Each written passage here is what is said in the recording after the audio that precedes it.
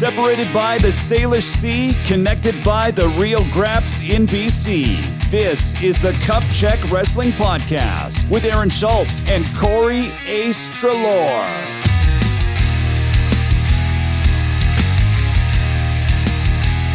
Like the Easter Bunny leaving a belated Easter egg in your basket. Maybe 2 weeks belated here, because Ace is back. It's Schulzie and Ace here on the Cupcheck Wrestling Podcast, here on an Easter Monday. Finally happy Ace is back.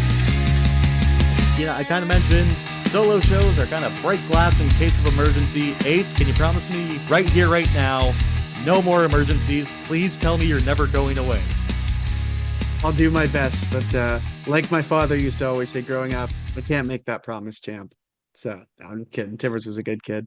Unfortunately, I did miss last week. I was just saying, actually, when we first were firing everything up, I was like, well, it feels like it's been a couple weeks and it has technically, because I mean, with me missing last week, that's 2 weeks since we've done this, and I forget which day we would have recorded on. Life just kind of gets in the way, you know. It was tough because this time of year, you know, obviously, especially for the world of wrestling's very busy. Holy smokes! We'll get into this eventually, but you know, there is a lot to get into. It was unfortunately we were going back and forth on dates. Like, oh, I can do this afternoon or this morning or that like late night at like 10, or we couldn't figure it out, but we're finally here now. And while I may not be able to promise I'll never do that again, I will do my best to never have to break the glass one more time. Unless it's Stone Cold's glass, then it's, you know, that's more fun. Schulzie and Ace. Yeah, that was horrible. I hope we don't get a copyright strike for that. Fuck's sakes. But I hope we do. You want the podcast to end already? You kind of liked having all the time off, or what? Yeah. As much, I was gonna say we'll get into it in a bit, but as much as it was time off, it was not time off. Because my God.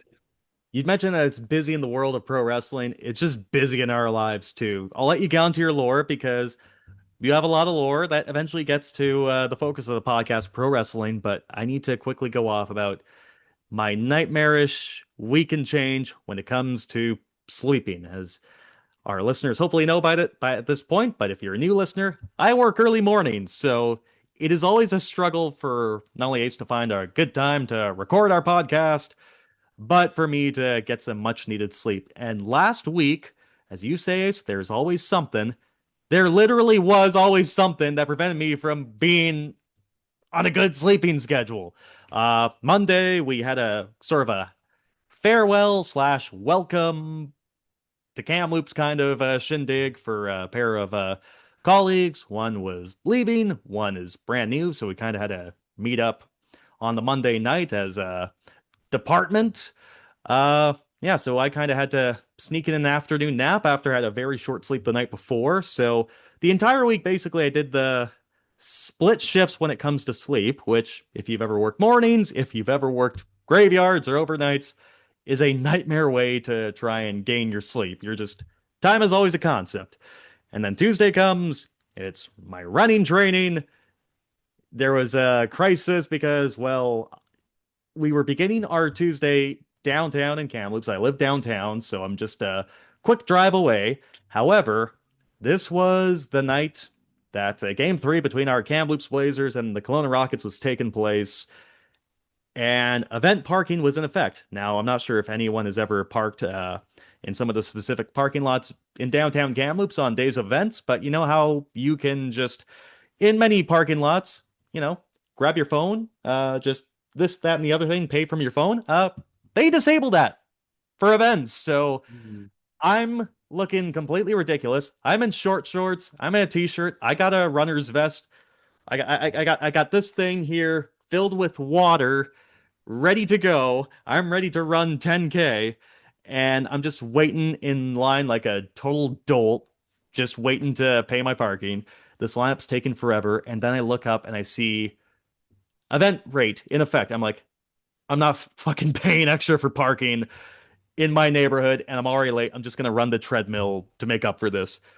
Wednesday comes. Not only is it Wednesday Night Dynamite, but Game 4 of the Blazers and Rockets. I go to see with my cousins. We get swept.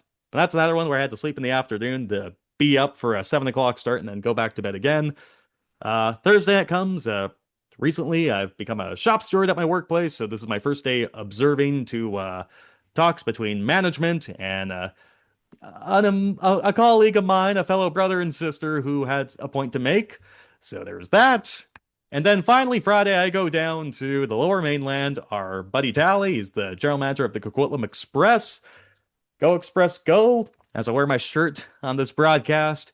It wasn't so much game one heading down to the lower mainland. It was game two. So our Express took game one in overtime. I think the score was 5-4. So game two comes around. We're driving an hour or so east to Chilliwack. This game ends in quadruple overtime. 4 overtimes. 4. You guys stayed Ace. for the whole thing? Yes, because Jesus. Yeah. well, it's me. So we're carpooling, a group of us. So me and one of our friends and workers for the Express, we drive out to our other friends out in Maple Ridge. I drive out, so that's 20 minutes east, and then he drives us from Maple Ridge to Chilliwack. That's 50 minutes east. This is a 7 o'clock start.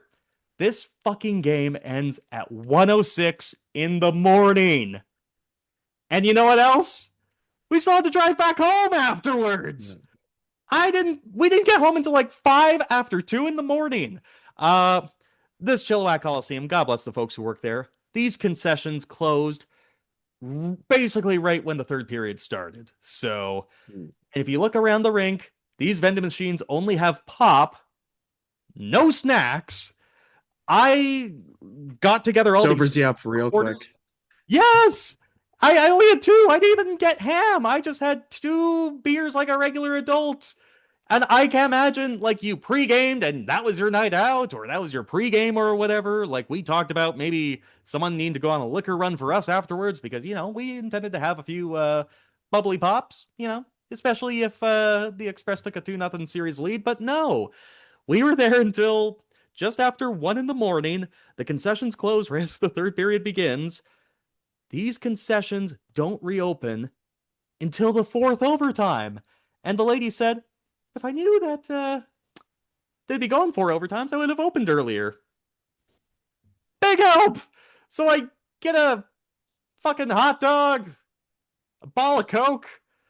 I have so much Coca-Cola in my system at this point, and I was told, hey, if we go to a 4th overtime intermission, we'll put pizza on. Here at 1 in the morning. So I'm scrounging away before that. I'm getting all my quarters to get jelly beans, M&Ms, anything just to get some stuff into my system. So the 4th overtime happens. Initially, we get a penalty shot. Doesn't go in. We can't end the game. The Chilliwack Chiefs score. You've never seen a bench so happy. They're hugging. They're almost crying as if, thank God this is over. They do the celebration with the fans. They're tapping their sticks on the glass all the way around the rink. The Express don't leave the bench because the officials waved the goal off. In fucking overtimes, they waved it off. And you know what happened after that? The Chiefs fucking won again. At 1:06 in the morning, the longest game of the modern BCHL era. God almighty. Could you imagine not only having to drive home after that, you work for the team, you have to do fucking laundry, or put shit away, or you have to deal with your aches and pains the day after?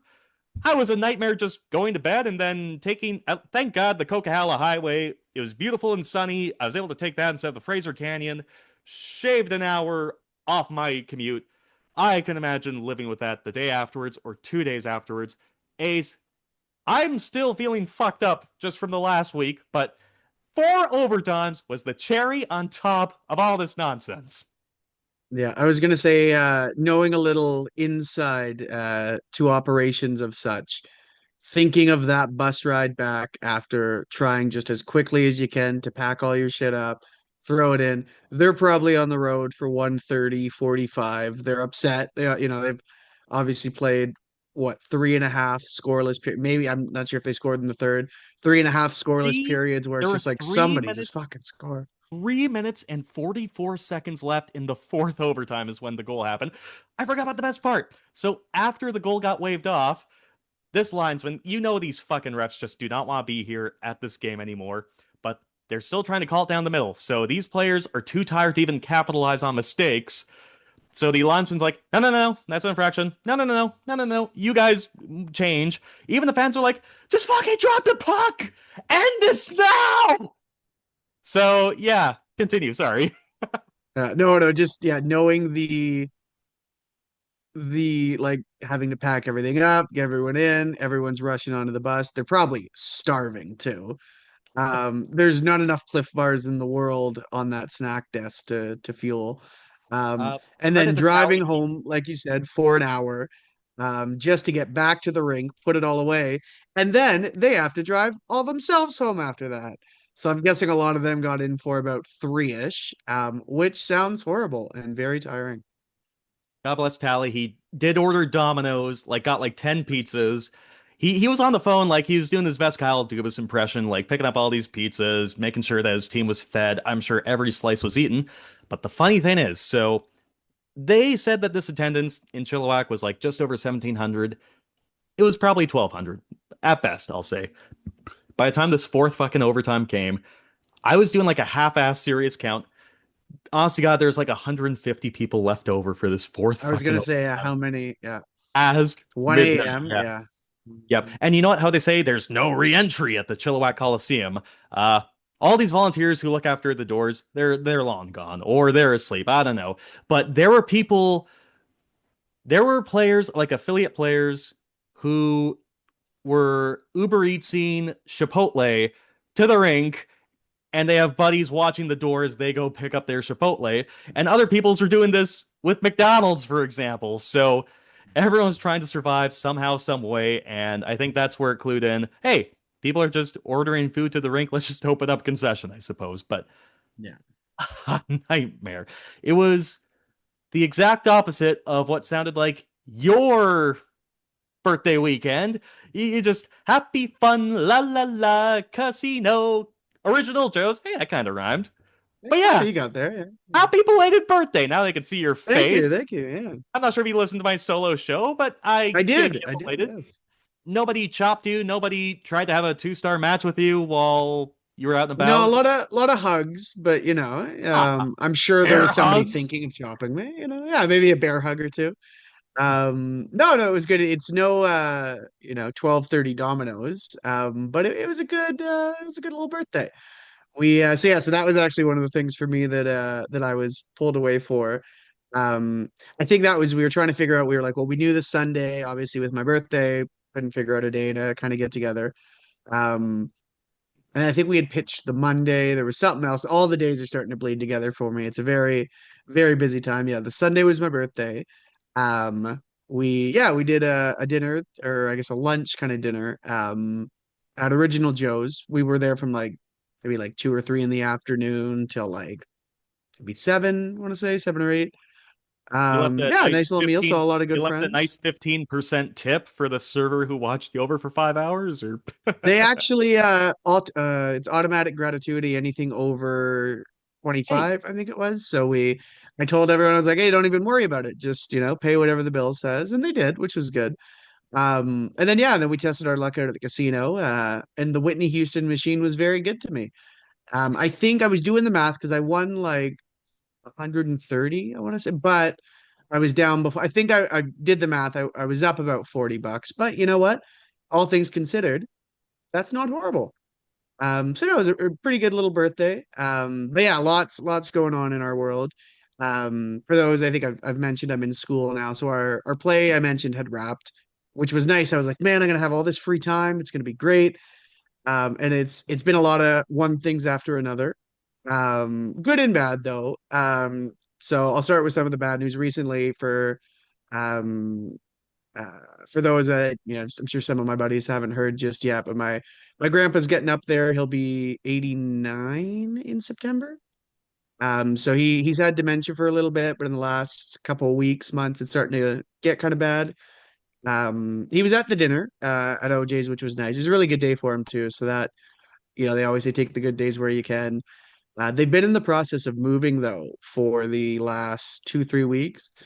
Um, so I guess their condo, because they rent a condo, but the owner was selling, so they're like, what are we gonna do? And so we were in the midst of moving them, and I think that's kind of triggered a lot of it for them, where new environment, new, so it's been tough. There's been some stuff, and we're there a lot, a lot more now, and it's tough because as your parents too, but your grandparents as they get older, I've always considered myself really lucky to, at this point in life, still have all four of my grandparents, knock on wood, which is a crazy thing because most people I've talked to started losing them when they were like 10 or 11, 11 or 12.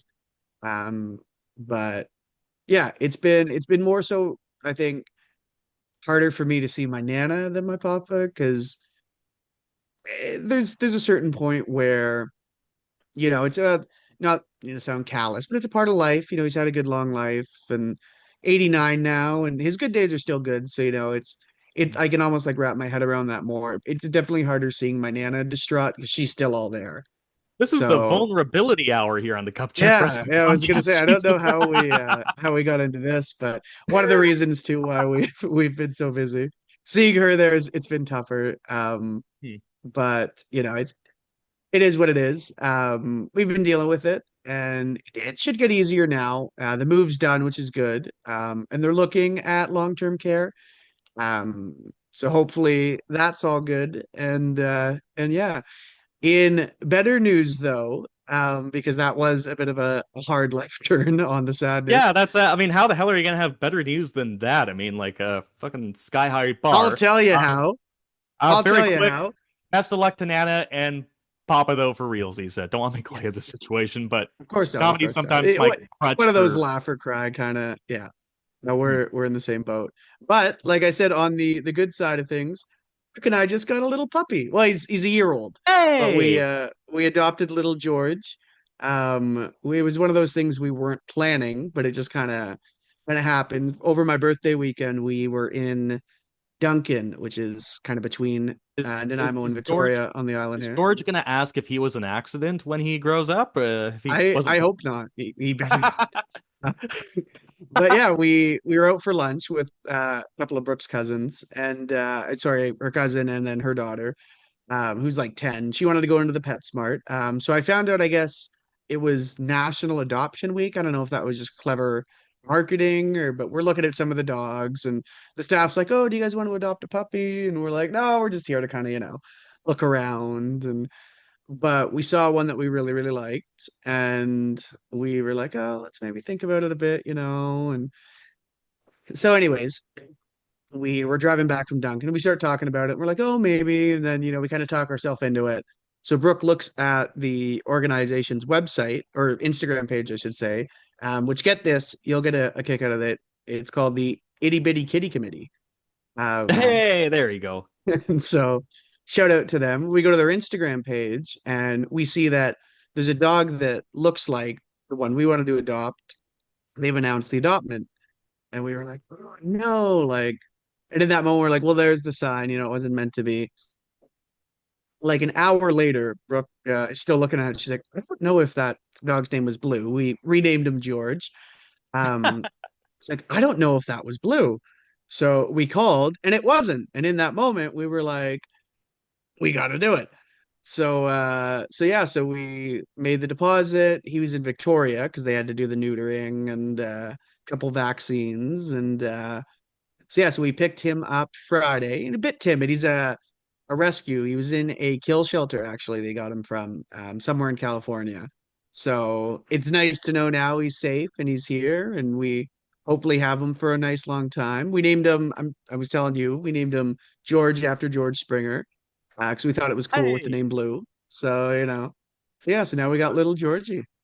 I gotta say, this reminds me of the scene. Do you remember you watched Arrested Development, right? Or watched bits and pieces? Or Ish, I've seen clips. I've seen a lot of clips. there's a famous clip by Lucille Bluth saying something along the lines of, "I'd rather be dead in California than alive in Arizona."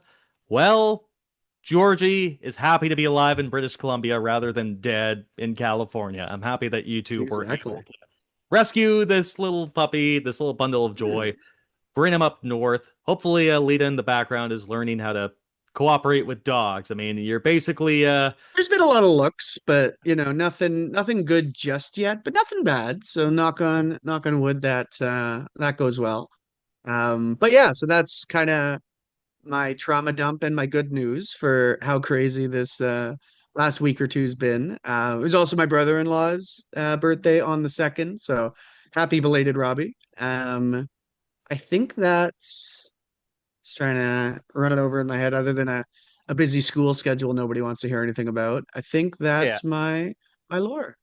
Other than saying your brother-in-law Robbie looks like college Ted Mosby from How I Met Your Mother, I mean, I don't know what else to add about that. He's Yeah, seen the pictures of him on the beard set. is gone. Is yeah, it's not love the guy, not his best look, but you know what? He likes Ah! it, and Maddie likes it more importantly, so that means I like it, and I'm happy for him. He's on the But yeah, Jelly Roll. He's training to be a wrestler like Jelly Roll clearly as well. I mean, he's getting in shape, he's losing looking the good. beard. He's looking good. I was talking to him about it because yeah, so he's from Scotland, big 6'2" Scottish guy, big dude. He's lost like 100 pounds. Like he's doing great. Like he's killing it right now. I'm real proud of him. Oh man. I was gonna say like if he lost 100 pounds, that means he probably got rid of me or something like that. I was Right. trying to think of, some sort of I joke. was I was hoping you'd say, well, if he turns around, I think he'll find the rest of it. But you know, Ooh, no, I have to give him more credit Gary than that. Lawler joke there. But no. All kidding, because He's he's been been doing working really well. And, hard. yeah. Very good. And But yeah, and then most importantly, I was gonna say out of these 2 weeks, while I've not, and I'll be a forefront about it right now. I've been keeping up with a lot of wrestling, but it's been hard to watch everything. mm, So I'm in the loop, but it's kind of eh. But the one show I was able to see over these last 2 weeks was VIPW here live in Nanaimo. there we go. That's what we call a Oh, transition, kid. You got a future in hell this yeah. sports talk radio fucking business right here.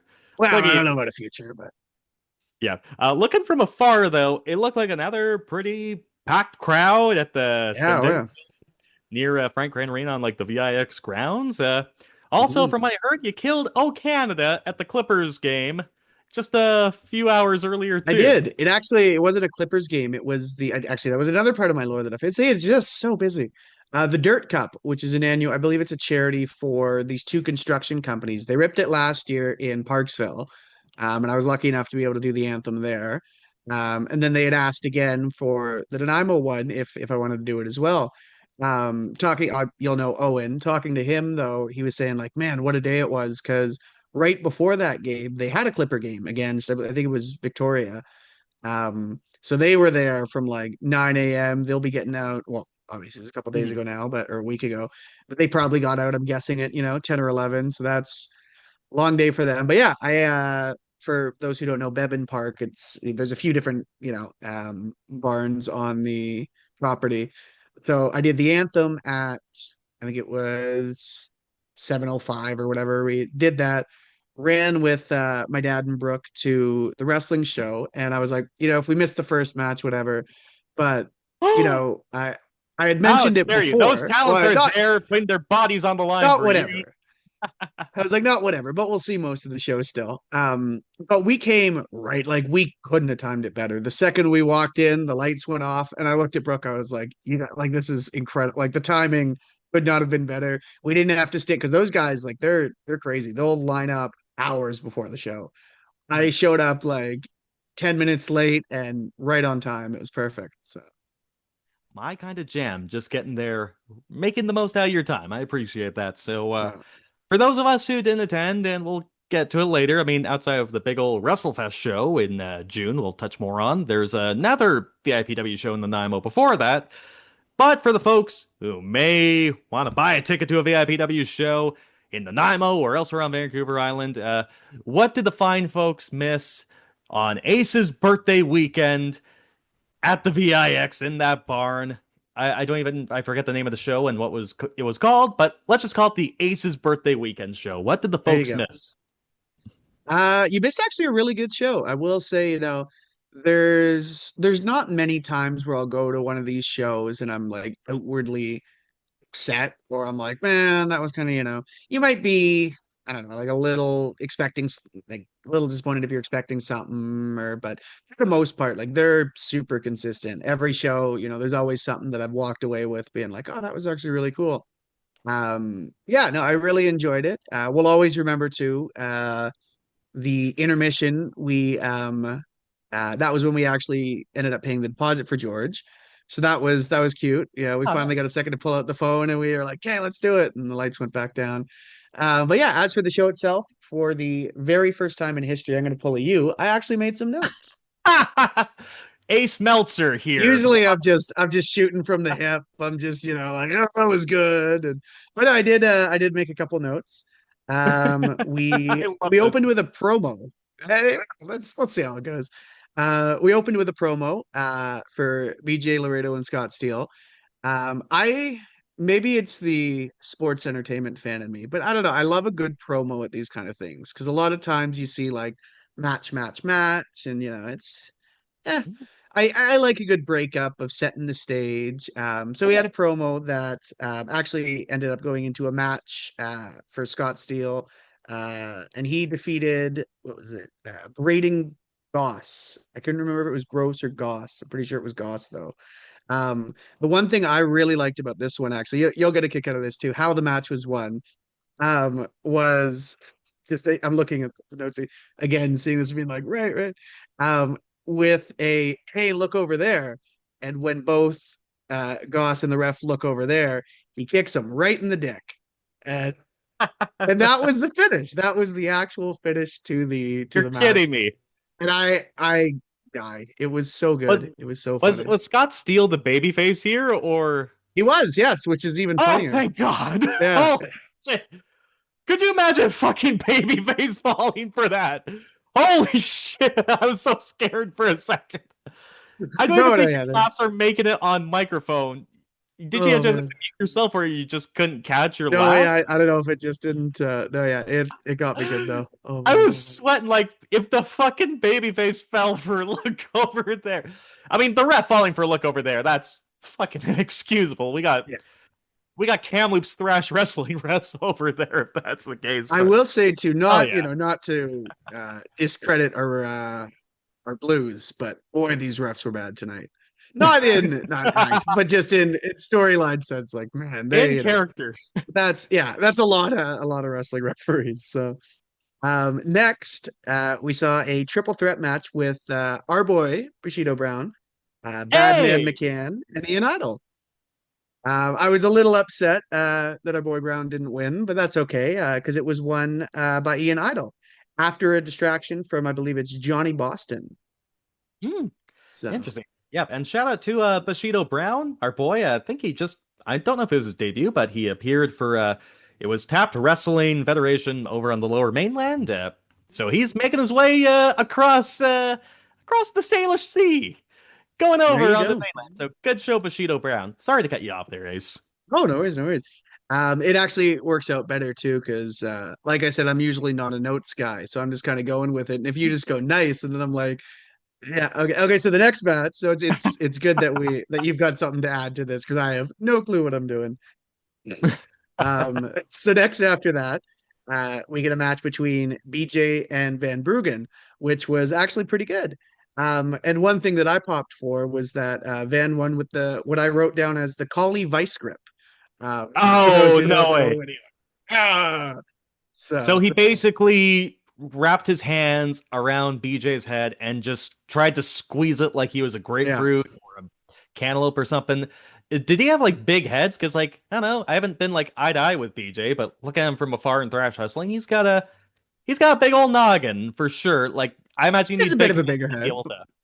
I imagine Van Bruggen's hands are just that massive. Where actually, and we'll get to another story from the intermission with Bruggen in a little bit here.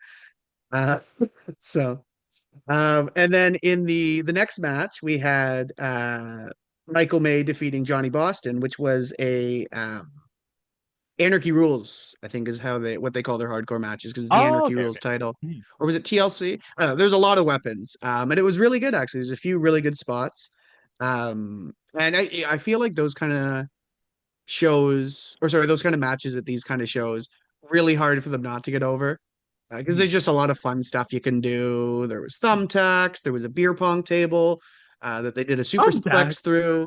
So, oh yeah, it was nuts. It was crazy. God damn. And then when I was explaining those to Brooke, yeah, she was kind of grossed out. But that's that's part of the fun. So yeah, so Yeah, the it's so story I much wanted to fun. tell, the Yeah. story I wanted to tell, I don't know if it's gonna come up really well on the camera. I'm gonna try it anyways.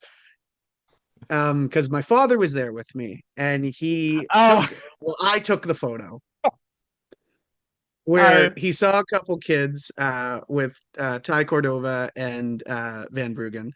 And he was like, "You want a photo? Do you want a photo?" And I'm like, I'm good. I'm not gonna ask for a photo, right? Like that's okay. It's for the kids." it's And he your was special like, day though.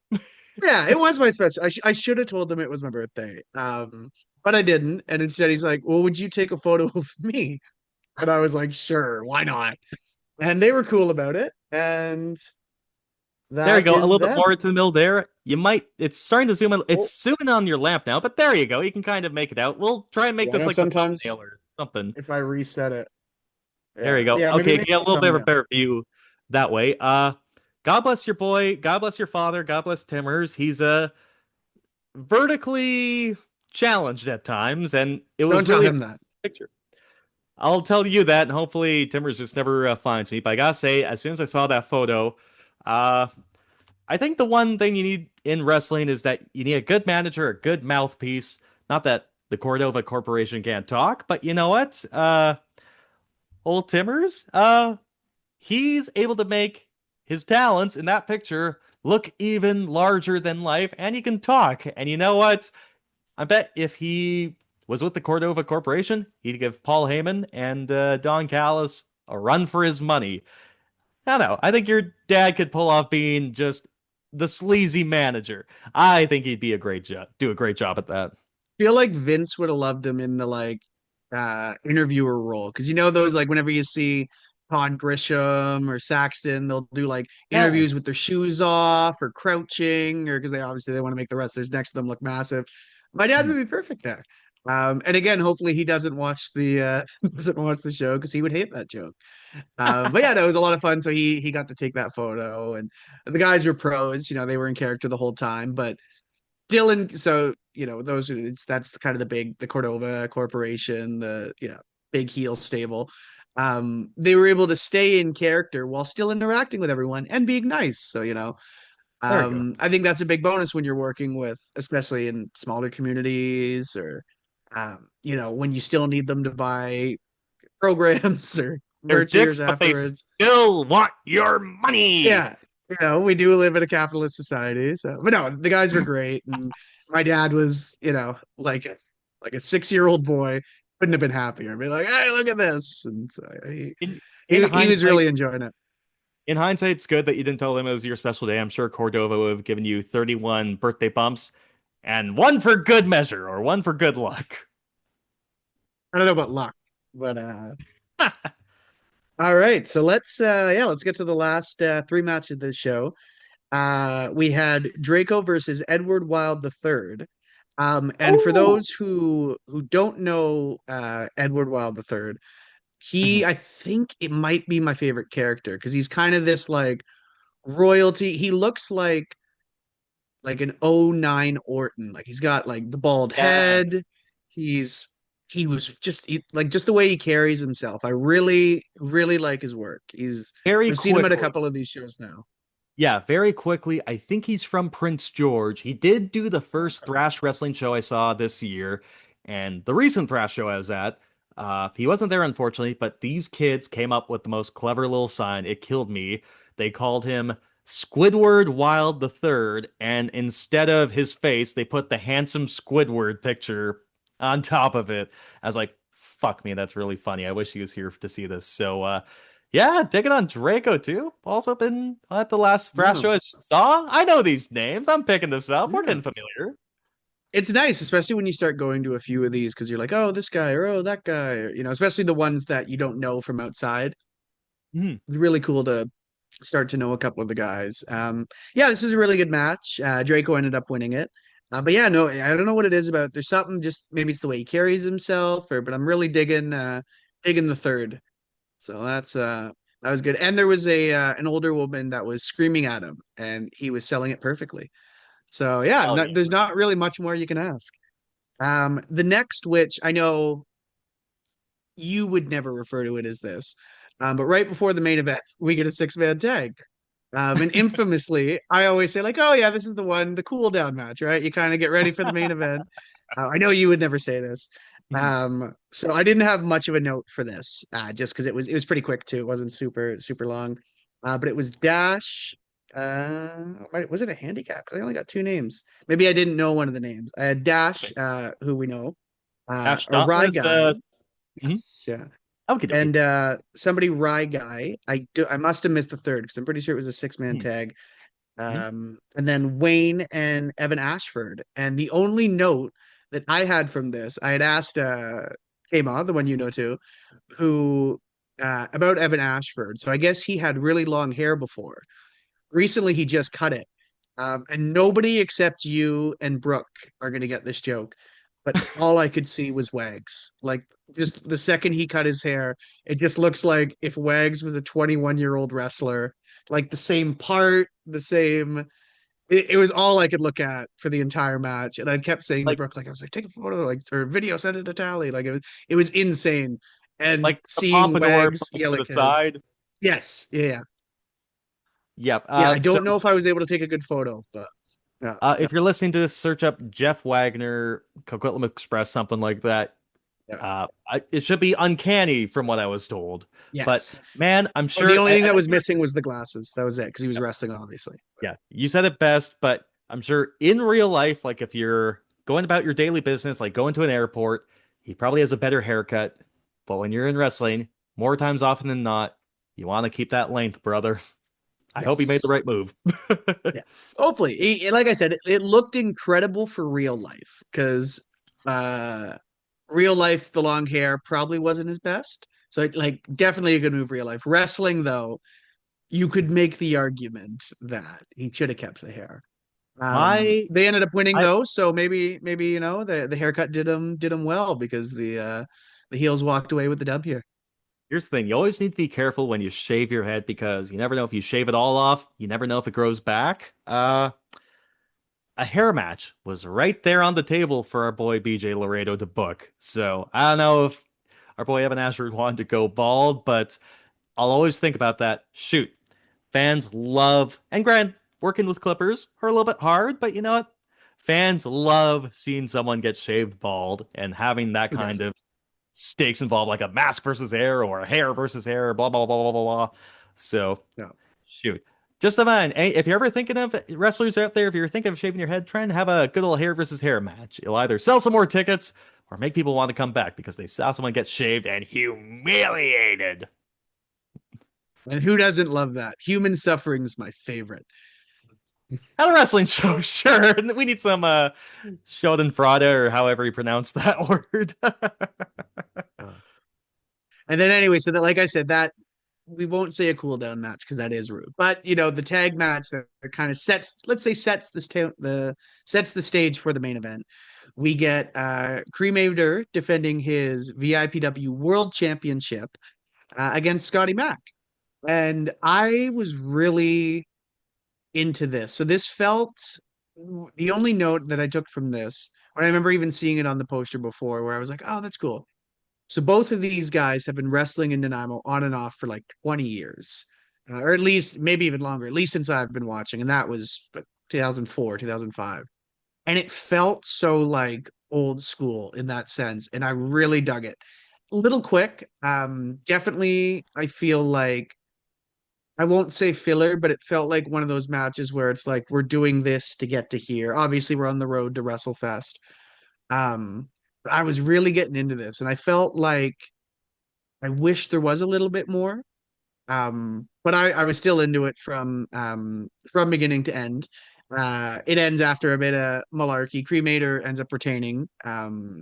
There's a lot of interference. And what, again, talking about promos, I liked how it set the stage for the next show in Duncan because they ended up announcing 2 matches after that because of it. But yeah, it felt like one of those cool throwback main events. And for me personally, it was cool because, like I said, I've been seeing these guys on and off for 20 years, like since I was, 9, 10 years old. So it was really cool, and I really liked. It's sometimes fun when a match like that's put in, not, you know, like it kind of reminds me even last year with Backlash, you run back like Cena Orton again. And I don't know, it kind of had that feeling to me where it's like, dude, these guys have been like Titans for the local scene for 2 decades now. And like all I could think of during the match was, man, it must be so cool for them getting to work each other again, for a world title. Yeah, I don't know. I really enjoyed that part of it. Yeah, that was probably my only complaint was that they maybe could have given this a little bit more time. But again, I still thought it was great, and it serves to set the show for Duncan. I believe that's on the 25th.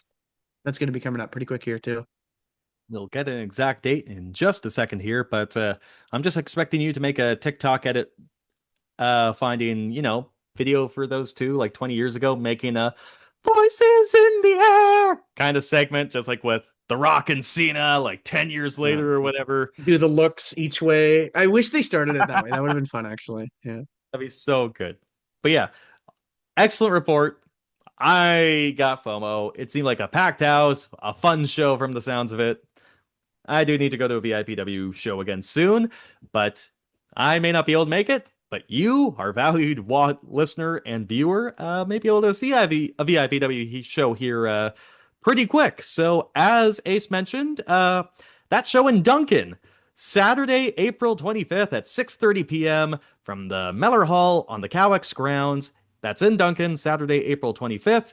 If you want to see a show in Nanaimo specifically, Saturday, May 23rd at 6:30 p.m. from the Centennial Building in Nanaimo. And it's all leading to the big show, the granddaddy of them all, WrestleFest 3, on Friday, June 19th, 6:30 p.m. from Frank Crane Arena in Nanaimo. The main event, interpromotional, tables, ladders, chairs. Oh my! Going into the interior now, a bunch of shows this weekend for our friends at Thrash Wrestling. A lot of shows over the next couple of weeks, actually. But first, we begin with the SASCU Recreation Center in Salmon Arm in the Shoe Swap. That's Friday, April 10th at 7 p.m. That's Thrash Wrestling Gut Check. The day afterwards, they're going just a little bit south. Not the biggest task to move all that ring and gear and equipment and whatnot. Saturday, April 11th at 7 p.m., Thrash Wrestling presents No Home for Jabronis at the Schubert Center in Vernon in the North Okanagan. The week after that, we got Thrash Wrestling Skullduggery at 801 Railway Street in Nelson, BC. Really getting into the interior there. That's on Friday, April 17th at 7 p.m. in Nelson. The week after that, Friday, April 24th at 7 p.m., it's Thrash Wrestling K-Town Contra 3. That's at the Rutland Arena in Kelowna, in the Okanagan, featuring former WWE star, former TNA star, Brian Kendrick will be appearing at K-Town Contra 3. And Thrash Wrestling's returning to Kamloops with a name that I mentioned is a rib on me and me alone. Thrash Wrestling, the icing on the cake. Friday, May 1st at 7 p.m. from Moccasin Square Gardens on the Kamloops Reserve in Kamloops. That's Friday, May 1st at 7 p.m. The day after, Thrash Wrestling Fire on the Lake. So, of course, the Volunteer Firefighters Association of BC, the spring seminar taking place in Logan Lake. They're welcoming Thrash Wrestling along. So that's taking place Saturday, May 2nd at the Logan Lake Recreation Center.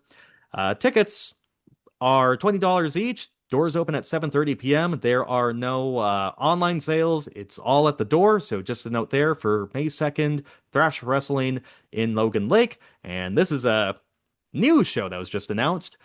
This is a show I may want to take a road trip to because it's a pretty cool venue. Saturday, May 9th, Thrash Wrestling Cliffhanger from the Revelstoke Forum in Revelstoke. That's Saturday, May 9th at 7 p.m. Moving on, going to the lower mainland, Boom Pro Wrestling having 2 shows throughout this month at the, well, it's not the same venue. Give me 1 second. I'm so used to them being at the Commercial Drive Legion, the 3rd floor on Commercial Drive in Vancouver.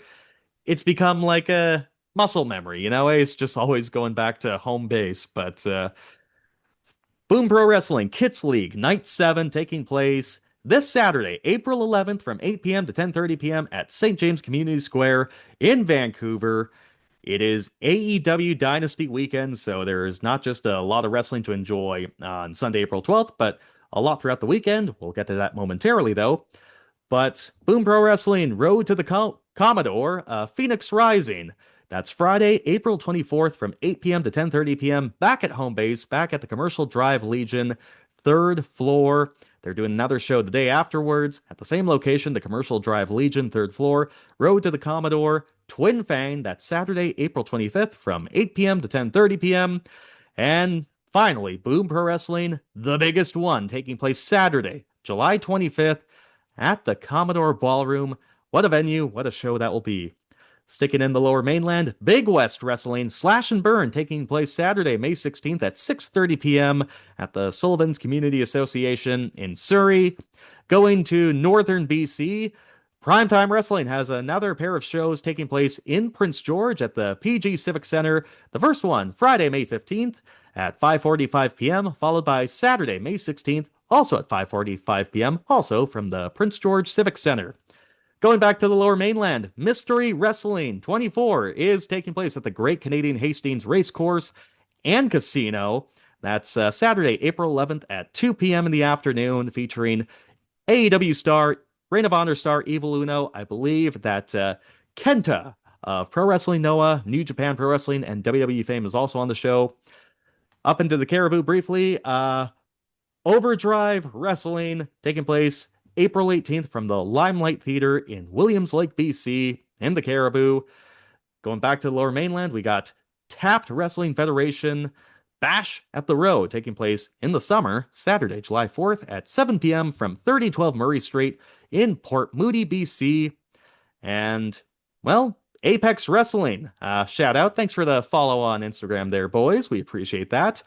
Canadian Apex Wrestling taking place Friday, May 8th at 7 p.m. from Hastings Casino in Vancouver. That's Apex Wrestling Highway to Hell. And here are some new events just to talk about. The first one, this is also taking place during AEW Dynasty weekend. We've got a Japanese promotion coming over to Vancouver, Ace. We have Tokyo Joshi Pro Wrestling. It's, I believe, the sister company. It's the women's company affiliated with DDT Pro Wrestling in Japan. They're having 2 shows. The first, Saturday, April 11th at 7 p.m. And then the morning after, Sunday, April 12th at 11:30 a.m. Both shows at the Hastings Racecourse and Casino. Busy couple of weeks coming up for the Hastings Casino with a bunch of shows, but Tokyo Joshi Pro Wrestling will be taking place there, including the morning of AEW Dynasty, taking place at Rogers Arena, Sunday, April 12th. And finally, gotta make mention of this show. Ace, who's the fellow who had the giant hands who was squishing BJ Laredo during the show at VIPW? Again? Dan Brugan. Dan Brugan. He had giant hands. This is the exact opposite of that. I don't feel comfortable saying this word, but this is how it's promoted. Don't shoot me. Midget Wrestling Warriors, taking place Sunday, May 17th at 5 p.m. from the Merritt Civic Center in Merritt, just about an hour's drive south of Kamloops. Doors open at 6 p.m., bell time at 7. That's Midget Wrestling Warriors, taking place Sunday, May 17th at the Merritt Civic Center in Merritt. This reminds me of the first WrestleFest that we attended, Ace, the very first one. I think it was the first match after the intermission break. It was a weapons and plunder match involving little people. However, I forget the name of this individual, but he went on the microphone and said, "This isn't little person wrestling, this is midget wrestling." And then they hit each other with weapons. I think they got the pop of the night during that match, and the boys worked hard. It was unbelievable. I need to rewatch WrestleFest 1 just to get to that promo, but uh, a sight to behold. So if that's the term they're using and that's how they're promoting and they're owning it, I will say it. It's now my comfort zone. But yeah, midget wrestling. It's I no always thought it was I always thought the like term they used was minis, but I think that's just in Mexico is if I'm not maybe. mistaken.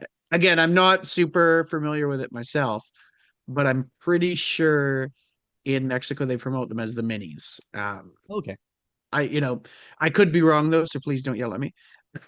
but but again, yeah, if that's off topic, but they use that a lot in hockey too, right? Where they're starting to do away with it now, which is Yeah, again, it I, became I don't want to know if U18. I should say nice or good or bad because it's not my cause. So just tell me what to say, and that's what I'll say. And I'm okay with that. There we go. I mean, at least this is a show and they're working hard. Like it was like a year or two ago. So a wrestling program I enjoy to listen to, the Brian and Vinny show as part of the Figure Four Online Wrestling Observer group. They were reviewing on this week, X amount of years ago, the original NWA TNA shows taking place at like in Nashville at the fairgrounds or whatever, and they had a little person wrestling. They had a match on the first show, but then eventually I mean, it was trash. It was like car crash, trash television. One of the segments was the little person being interviewed while he was in a garbage can, and he was spanking his monkey in said garbage can. And it was an infamous, all-time terrible segment. And I think like a couple weeks after that, he pulled a gun out on Jeff Jarrett in the middle of the ring. And Jeff Jarrett hit him with a Good. Fuck that guy. guitar. Yeah. Jeff Jarrett just hit him with a guitar and just saved a potential mass shooting at this NWA TNA show. So you know what? I'm sure You're telling midget. me Jarrett's a hero. In that case, yes. Yeah. He was a very complicated man in TNA wrestling, Well, but it turns out they've got it all wrong. It turns out the only way to stop a bad guy with a gun is a guitar. Not, guitar on the yeah. head. Yep. So you know what? I guarantee you, midget wrestling warriors, it's gonna be way highbrow than all the bullshit we had to see with our little person wrestlers 20 years ago. So best of luck to that. Looking forward to that show. I can't remember if I'm out of town for that weekend, but I need to drive down the Coke just to give that a check out. That seems like a fun time. Yeah, if I could actually add on real quick to that Mhm. before we move on, it is Mhm. cool because, obviously we're tongue in cheek a bit, but it is really cool that they have that opportunity, especially if it's a show specifically for that purpose, is hey, now these guys who, do wrestle and are little people, now it's cool because now they have a job. I know recently a few of the community have come forward talking about with Peter Dinklage, where a lot of jobs were taken away there through one comment. And again, I don't really have an opinion on it as it's never really directly affected me or anybody I've known. But it's something to think about. Like the chance to get to work when you're able to is awesome. So I think anytime you can support something that clearly they're passionate about, clearly, they share the love for wrestling that we do, I think it's awesome. And if they, you know, get together and they do have their own league there, that's cool. If it's something that you might be into, I think it's something that you could get out and support. So yeah. Absolutely. And if you want to watch a little person match done really well, unfortunately, I the wouldn't say production. unfortunately. No, in this case, I'll say unfortunately, just because a lot they had a serious match, but unfortunately, old WWE had to sneak every single fucking joke in their system, every trick up their sleeve. It's called. I think this is on the pre-show for the TLC pay-per-view on YouTube they did years ago. But search up Hornswoggle versus El Torito, We LC, not tables, ladders, Actually, and it was chairs. Extreme Rules. It was Extreme Rules. What's the Extreme Rules? I thought it was We LC. No, because it was one of the Shield Evolution matches. Oh, okay, okay. The Yeah. pay-per-view was Extreme Rules, but the match Yes, was but it called was sorry. Yes, it was a TLC, but a We LC. WLC because So they're all vertically these challenged. they had all these fucking jokes. Like they have a mini announce table with their own mini commentary team. What were the names? Micro Cole, Jerry Smaller, and It's WeeBL. like that Was one. that? No, it's another rhyme for JBL, but Jerry Smaller was by far my favorite. That's just, God fucking damn it. But no, the sad thing is, those guys beat the shit out of each other and they worked yeah. really hard. It was a banger match. Oh. And, Vince McMahon was just there fucking busting the gut. He was laughing at everything. He probably had tears in his eyes and just making a mockery of these guys working their tail offs in this TLC match. And I felt bad a little bit for them. It's one of those things where you can tell that, like, especially a lot of old WWE. My brother recently has been going back. He's trying to do all the old pay-per-views. So he's been going like from 85 to he's been working on it for a Oh year my or two. God. And he's like, what was he? I think he's at like Judgment Day now, 2005. Okay, so he's the And audience it's for. We'll talk about it later. He's the audience for Cody Rhodes and Pat McAfee. Then he's yes, exactly. I don't spoil anything for him because he's probably not going to know about that for another year and a half. He won't even let me talk to him about stuff going on right now. I'll be like, oh, he's like, oh, I'll get to it eventually. And they were in Toronto recently. I think Raw was there in like January. I was like, oh, are you going? And he's like, oh, I'm not caught up. I'm like, you really don't need to be caught up for it, but you know. Yeah. But yeah, so he's at Judgment Day 2005. I think he texted me about last. And he had gotten recently to the Booker, Kurt Angle, and he had said like he had texted me just saying like, "Oh, I wonder who wrote that," and then put a gif of Vince. And how this relates in my mind to WLC is it's one of those things where that was written for Vince and Vince alone, Mhm. where that he had just his little fucking grubby fingers are all over it. But it was a really good match, and It what are you was gonna an do? absolute. It was a barn burner. Vince McMahon, fuck that guy. I'm not sure if we ever Yeah, uttered no, that. fuck that guy. But yeah, He's kind of a jerk. I don't know. I don't know. The more I learn about him, the less I care for him, as Norm Macdonald said. Alrighty, Ace, this is a lot of fun. A very fun first hour. I guess we have some news to talk about. News that could be fun, I suppose. I mean, news that's definitely not fun, but this one will lead to a lot of discussion. We go over to the world of All Elite Wrestling, where they were just in Winnipeg, you idiot, Manitoba, Canada, where they had Dynamite and Collision taped afterwards. So there was speculation leading up to it because this man trademarked a nickname called the Cornerstone and led to a lot of speculation. And who should make his return on Wednesday's AEW Dynamite but Chris Jericho, who's been gone from TV for a year? It was speculated that maybe he was leaving AEW and going to WWE because, he's talking stuff about how TNA Wrestling looked like the second biggest wrestling promotion in the world. WWE was dropping hints on their programming. There were reports that Jericho's contract was expiring, but then it turned out that time was added on because he was away for so long. The way that this segment was done, so Tony Schiavone's out to open up Dynamite. There's supposed to be a contract signing between Kenny Omega and MJF ahead of their AEW Men's World Championship match at Dynasty in Vancouver, and a firework goes off. And God bless AEW, they don't have WWE production quality in the sense of it's not always a smooth ship. It's not smooth sailing all the time. So I'm like, oh man, that's kind of embarrassing that a random firework just went off. But then more went off. And then all of a sudden, Judas by Fozzy, Chris Jericho's band, that famous theme song plays, and there's Chris Jericho just back in AEW this entire time. And he goes to the ring. He's milking this crowd to give as much of a reaction as possible. His hometown of Winnipeg. His father's there in attendance too, other family members. And all he says is, Winnipeg, AEW, I'm home. And he leaves. Ace, Chris Jericho is still All Elite. It seems like he has reworked his contract. He's gonna be around for a couple more years. What did you make of his return, this whole scenario, and just him being back after all this time?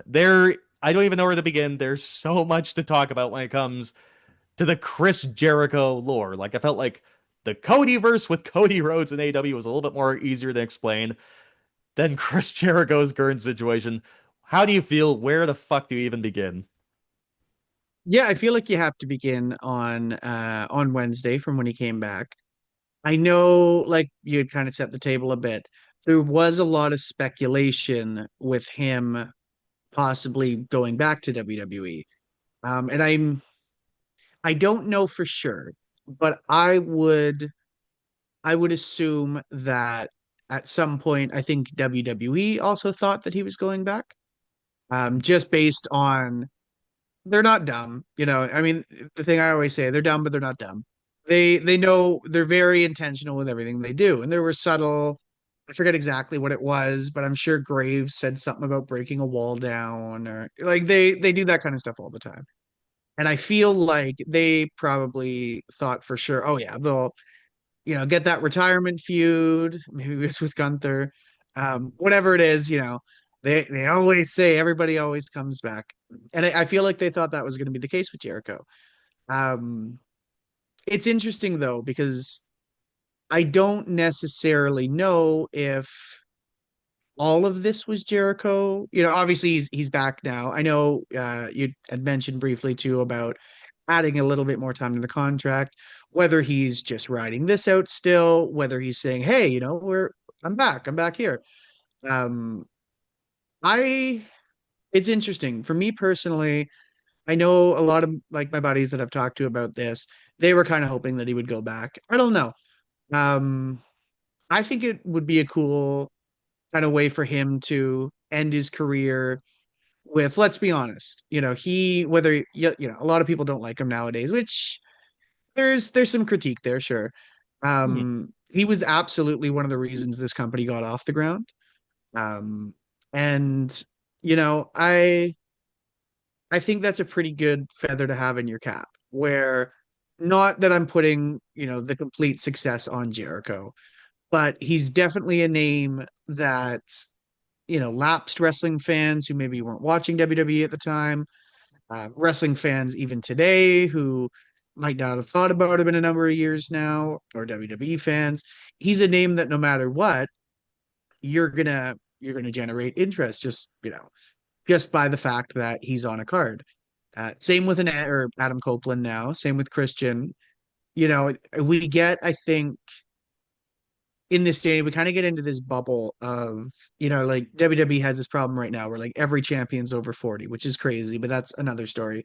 Where we kind of go the opposite effect where it's like, well, we want a youth movement and there's no place for anybody over there. There's definitely still a place. And I think Jericho's definitely still got more to give. I think there's more that he can generate with AEW.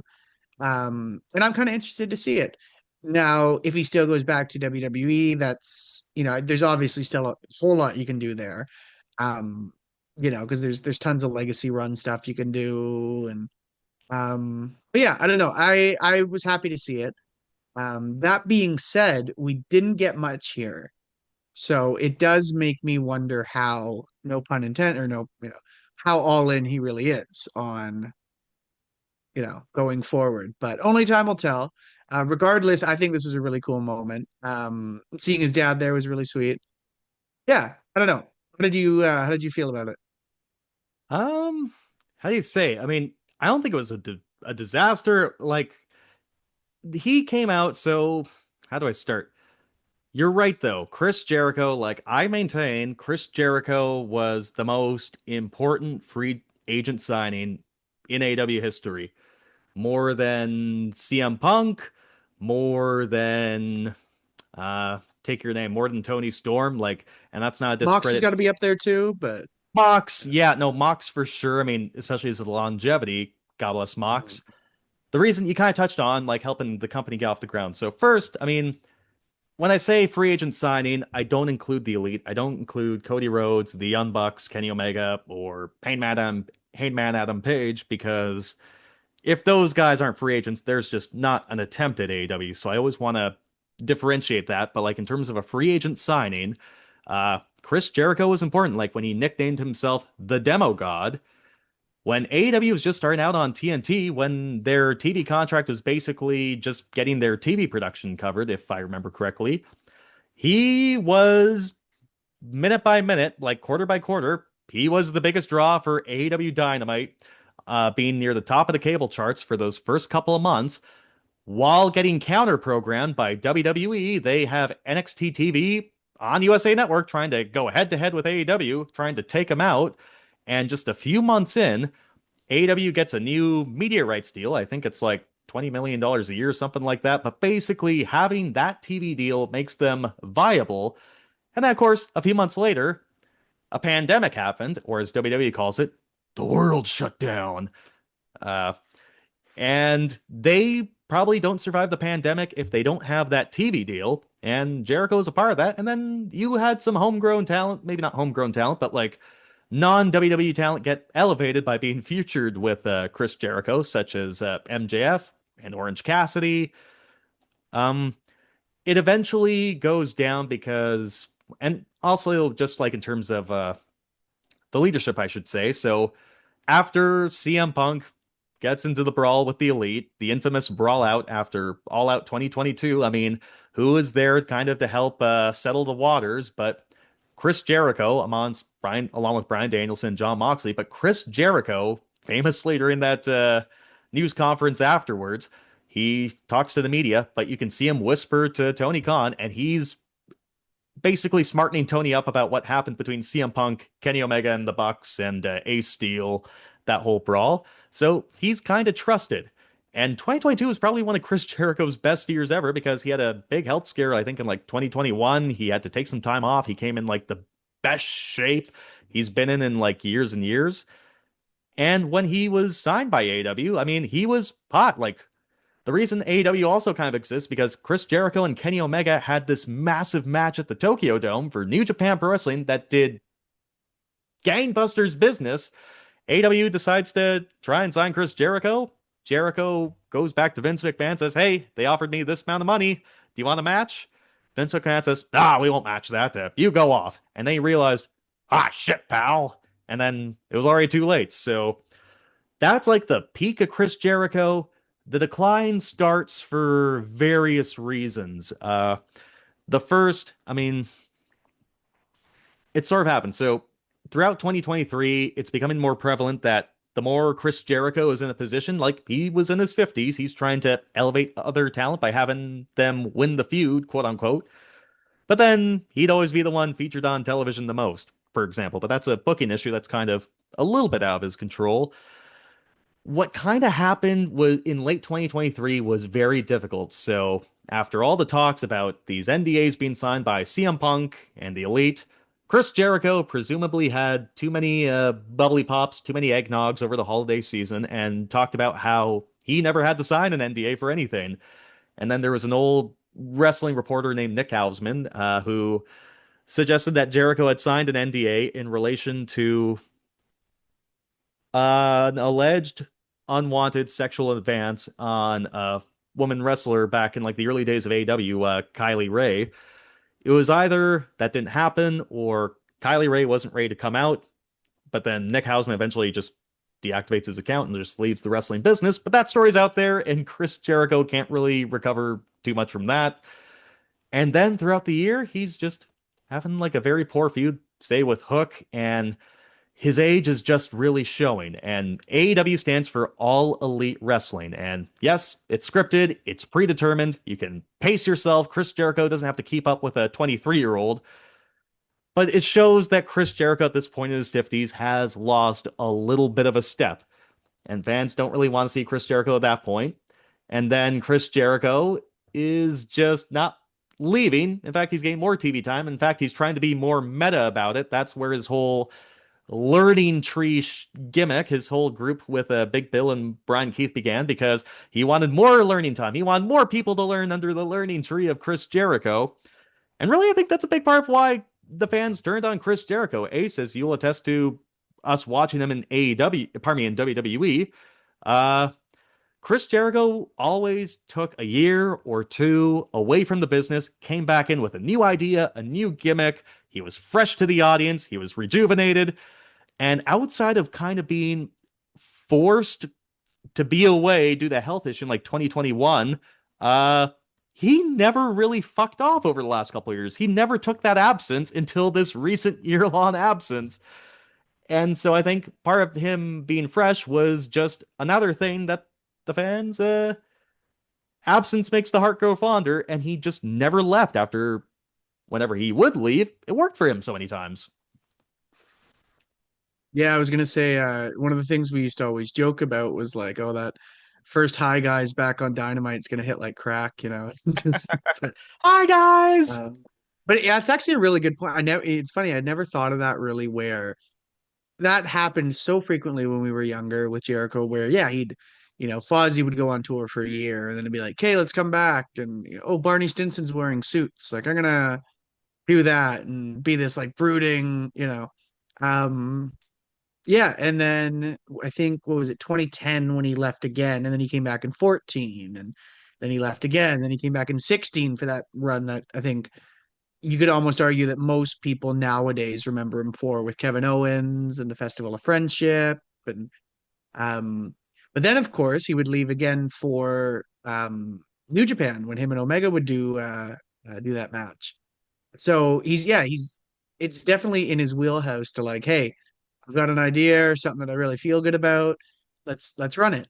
Um, I almost wonder, yeah, if he's one of those guys where you're right. Sometimes I won't say overstays his welcome, but for every festival of friendship, there's a Mitch the Plant. For every, Le Champion, there's a was it Mimosa Mayhem? So there's a lot of, although I really liked that match. That was a fun program. But learning treat, let's say, right? Because a lot of people, myself included, were kind of like, maybe it's time. And Even you're right. I think part of it, maybe he cracked that code of like, let them miss you. How are they going to be into you if they can't miss you? So very quickly, also another reason, fans, well, I think this is like a little too online, but I just want to make mention of it because it's fun. Not that it really ever affected his reaction afterwards, but don't ask where his wife was on January 6th. You know what I'm saying? But also, I think that's the tricky part with Jericho right now. I mean, let the fans miss you. And here's like the big problem. I mean, granted, it was in Winnipeg. I heard that that arena's not mic'd up the best. It didn't sound like the biggest pop for Chris Jericho, but that's the problem. Not that it's probably like a correlation. It's not a cause, but it was the first couple of months without Jericho being on AEW TV. I could not, honest to God, say that his presence was missed because this hotter period that AEW has been on over the last year, I mean, it just kind of coincides with Chris Jericho's absence, whether that's fair or not. So I don't think the fans were necessarily missing him or wanting this grassroots, we want Jericho movement back. I don't even think that was really happening in WWE amongst their fan base, to be honest. So I think that's a challenge for him.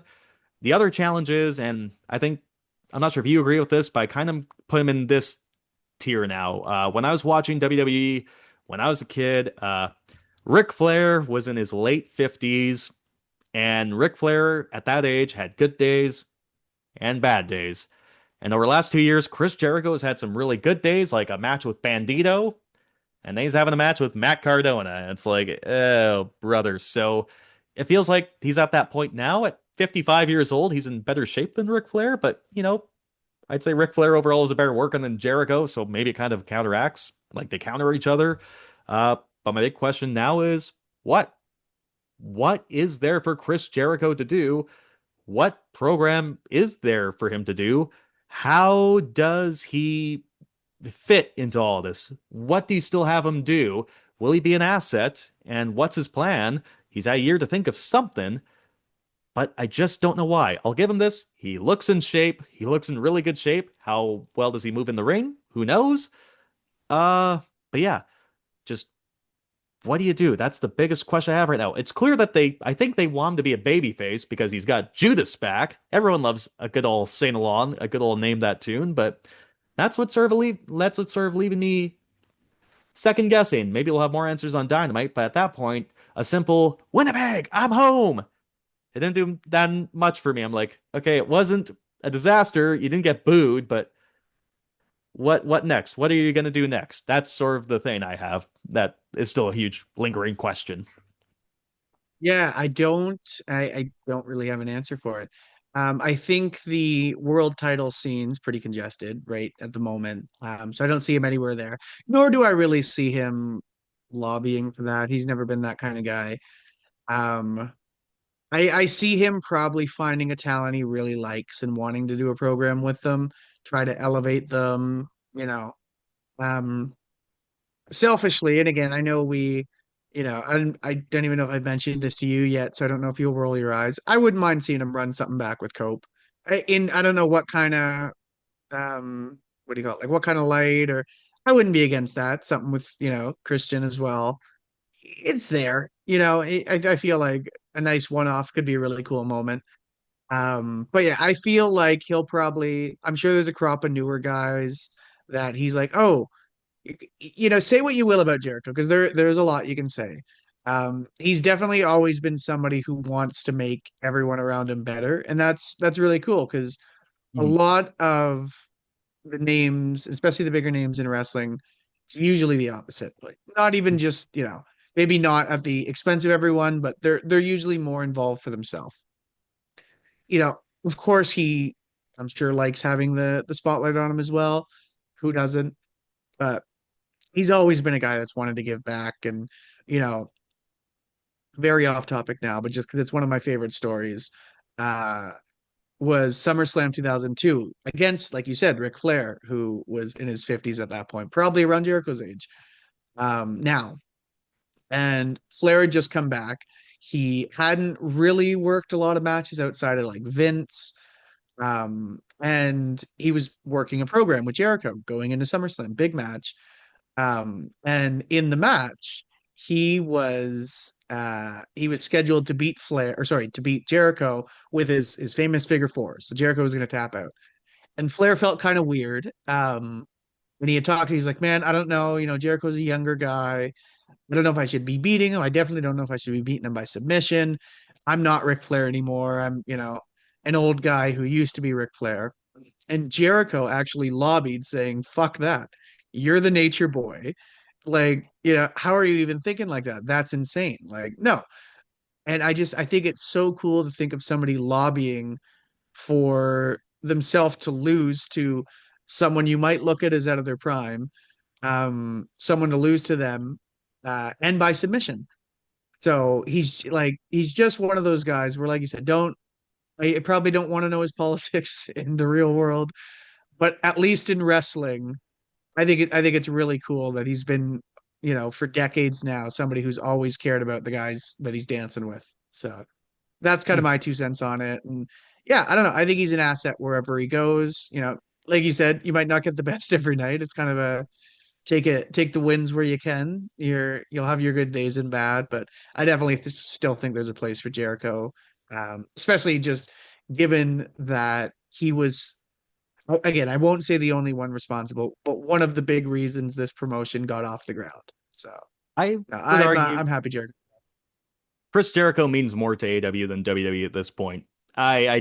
I Oh, can't. 100, yeah. Oh, 100%. Yeah. I Yeah. mean, Jericho was great in WWE, don't get me wrong, and even in WWF because he's that old now. Um, but yeah, oh, 100%. Like they never saw Jericho as that guy. Mhm. Um, it was interesting too, though, because like Jericho's always talked about this at length, where despite Vince being Vince, and he never really saw him as the guy, always had a really good relationship with him. And I know one of the things he's always talked about, crediting that for, is he fucking talked to him like a guy. There was kind of this aura around him, oh, Vince McMahon. Like he'd go right into his office and say, "This is fucking dumb. I don't want to do this." So he stood up for himself. But yeah, he never quite, I think, got that moment to really be the guy. So No. yeah, so I would agree with that, where he definitely means more to AEW than he would to a WWE or WWF for hmm I think 100%. in terms of that relationship right now, I mean, like I know WWE's mentioned, there's a report from the Wrestling Observer newsletter, the letter just over the weekend here that Apparently, the talks involving, Chris Jericho and WWE, when his contract was expiring, it was, I guess, reported that WWE only wanted Jericho for a retirement tour, and I guess the year of 2026 would have been built around the retirements for AJ Styles, Brock Lesnar, also known as Polish Joe. We'll get to that, and presumably Chris Jericho. But I remember Chris Jericho saying in an interview recently, he thinks he still has a few more years left in the tank. We'll see. But, Vince is gone, and as Chris Jericho even been on the record saying himself, he and Triple H don't really have a good relationship. He mentioned the story early on about like how when he made the shift from WCW to WWF back in 1999, he was like trying to find directions to Stockton, California. I guess earlier Triple H had given him his phone number, like, hey, if you ever need anything, call me. I guess Chris Jericho asked for a direction. He said, yeah, buy a fucking map. And then he heard X-Pac laugh in the background, and Jericho's like, beans. So I think there's something like that. Maybe the creative didn't work, and Chris Jericho thinks he's got a couple of years remaining. But yeah, it's interesting. I gotta say, hopefully he's not doing this stick, because I'm sure he's made a lot of money in AEW, and he will continue to make a lot of money in AEW. I hope that whatever he's doing now is he's not a net negative, and he's just helping other people go over. Hopefully he's got one more great run in him, because sometimes I thought the hatred on Jericho was like a little bit of hyperbole. Don't get me wrong. He lost a step, but like Ric Flair in his 50s, he would have a good showing. Like some of those like there's one Bandito match on Collision that I thought was just unbelievable. Like, oh shit, this guy still can go every now and then, but sometimes the stars just have to align when you're 54 or 55 or whatever. But yeah. I guess this is a good segue. You talk about like the whole age thing, because I wanted to draw down this little bit of news. So, of course, Chris Jericho's All Elite still again. Adam Copeland and Christian Cage are back. Also on AEW, the return of the Hurt Syndicate. Bobby Lashley, Shelton Benjamin, and MVP had a tape segment on Collision. They'll be back, and I just want to get your take, because you're kind of talking about like, okay, the push, the youth movement versus the more veteran, older kind of guys. It feels like, in a sense, AEW's recent hot streak is in a lot of ways tied to the focus on these younger folks. Outside of like say Kenny Omega, who's like in his 40s, but these younger folks going after the world championship and this focus on the youth. And I remember everyone saying like the Valley might have been when Jeff Jarrett was challenging MJF and he wanted to be the world champion, and then that just kind of got retconned like it never happened. Dustin Rhodes was around always. Cope was challenging Moxley for the world championship, and Chris Jericho is still prominently featured. I guess it's interesting because like it seems like AEW is well regarded right now after sort of going on this youth movement, and now a lot of these older folks are kind of coming back. And I guess what's the balance? What's the right ways? What do you as a viewer kind of want to see here going forward as these older folks are back in the mix again? It is tough because I do think there is a value for names that you might not have heard in a while or might not have seen in a while. Um, it's an interesting perspective because obviously you and I have both watched wrestling for a little over 20 years now, so we know a lot of these guys. Um, and we'll have buddies that watch it too, but like they're not hardcore by any stretch of the imagination. But like you'll have like, we'll have a friend come over, like a Mike or something, one of our buddies. He'll come over, he'll watch a show with us, right? Hang out. And he might recognize like a Rey Mysterio or a John Cena or some of those older names. If you look at the AEW example, like a Chris Jericho or formerly known as Edge or Bobby Lashley, and see those and be like, oh yeah. It's tough because so Brooke, obviously my fiance, she's new, like brand, like didn't really even know who Hulk Hogan was new when we started dating. And like it's been an interesting dynamic for her getting her into wrestling because like the first thing she watched was WWE when we went to Survivor Series a couple of years ago. So she's like, okay, WWE, that's the one. So when Dynasty was coming up and I was like, oh, we should go to this AEW show, her first instinct was, oh, it's not really WWE. But it's funny because I realized it's not even in a tribalist way. It's just in a, oh, I don't know those guys' ways. Like 2 years ago, if we had gone to an AEW show, it would have been flipped. And she just would have been super into AEW. And then like, oh, WWE's coming to town. Well, I don't really know that one. I don't know any of the names. So the reason I bring this up is because watching these shows with her, when I'm like, oh, Jericho's back. Oh, they're, Cope and Cage, and oh, you know, Shelton Benjamin or MVP means absolutely nothing to her, right? Like she, bless her heart, she learned John Cena because obviously I wouldn't shut up about him last year. Um, but like these names, and not even in a bad way, she just has no affiliation to them. Um, so there is something I think to be said for running with the guys that brought you, or not sorry, running with it, but like the ones who right now have been doing super well, like El Idolo's gotten super over. Um, MJF obviously is I almost said Cornerstone, but that's MJF's kind of their jewel in the crown. Like he's sort of the main piece. Moxley, even though you could argue he was a WWE guy, similar to like you were saying with Jericho, I think he means way more to AEW than he ever did, even in the Shield. John Moxley is unrecognizable to Dean Ambrose too. Yeah. It's like a whole new coat of insane. paint. Yeah. So I think there's a good balance, and I think it sometimes you go a little bit more to one side, a little bit more to the other. But I think there's a nice balance of, hey, these guys are our stars. There are big names. They're who we really want to focus on for the new. But there's definitely still a place in wrestling for older names or for people that oh yeah, I watched him when I was a kid. But it's finding a way to dance on that line without leaning too much of like, oh, these guys are all new, I don't know any of them, or it's a retirement home. Like, who are these guys? Like, why is Lashley still around? Why is Jericho still around? So there's definitely a balance for it. Yeah. I think, and Jericho's done his best to try and elevate talent too, but won't stick on this for too long. But like say the Hurt Syndicate and some of these WWE guys who just come into AEW, they think they made the big leagues and they just don't want to sell or do jobs or this and that and the other things. So I think guys like Chris Jericho and Adam Copeland have come in with a good mindset. Still waiting for that on the Hurt Syndicate side for the most part. We will see. But yeah, as long as it's not Hulk Hogan not wanting to put Billy Kidman over in WCW 2000 and it's trying to elevate the younger talent, I think there's a good balance there. And as long as, the next generation is still, or whoever's hot and the next generation is still prominently featuring that main world title scene, that is good. Hopefully they don't, how it's like, I don't think they will just because, like, say they diverted from Jeff Jarrett wanting to challenge for the world championship. They thankfully pivoted from that. Hopefully they just don't have the name value just because of the name alone that they're in the scenarios, and hopefully it's still either next generation or if they're hot, brother. Does Lita have any takes on that?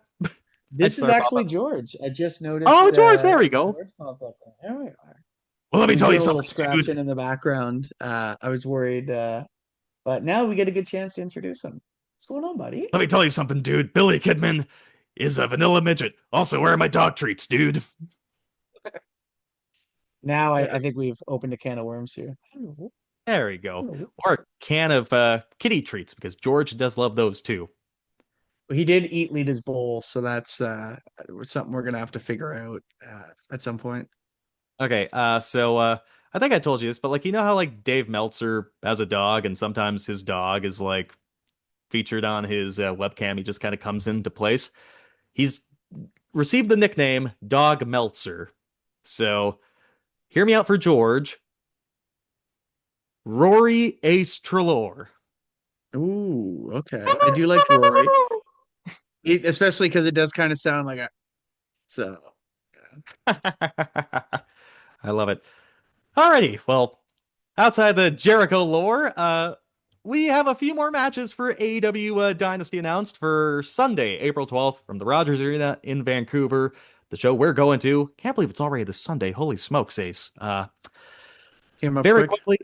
Yeah, the show. So we had 3 matches previously announced. MJF defending the AEW Men's World Championship against Kenny Omega. We've got Jon Moxley taking on Will Ospreay. This is now Jon Moxley defending the AEW Continental Championship against Will Ospreay. 20-minute time limit. God, I hope they don't have a time limit draw on fucking pay-per-view where we paid good, hard-earned money. But I guess the story is Will Ospreay doesn't want these Death Riders around, so he gets a one-on-one match with Jon Moxley. And then, of course, FTR defending the AEW Men's World Tag Team Championships against Adam Copeland and Christian Cage, the former Agent Christian. So we've got 3 new matches to announce. First, the AEW Women's World Championship being defended. Tekla defending against Jamie Hayter. I'm presuming this was a pivot. I want to say Toni Storm was going to challenge Tekla here, but she's climbing Mount Everest. Wink, wink, nudge, nudge. And won't be back for all of 2026.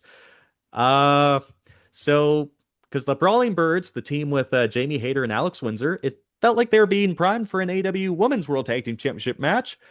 But all of a sudden, Jamie Hayter is challenging Tekla, and Alex Windsor's in the match we'll get to in just a sec. But Ace, your thoughts on the women's scene, this match? And very quickly, Toni Storm. She's climbing Mount Everest. Wink, wink, nudge, nudge. And she won't be back for a year or so.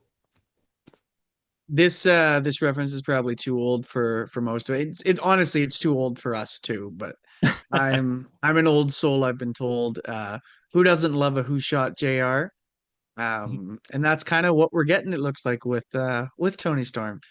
So yes, I'm not sure exactly what she's up to. If she's climbing Everest, if she's opening a Chuck E. Cheese in Omaha, good for her.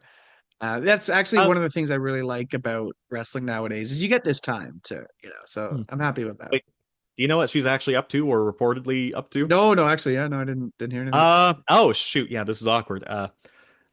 So she is in a relationship or married to Juice Robinson, and so the way it was worded is that Toni Storm is not out for the year with an injury, and it was very last minute.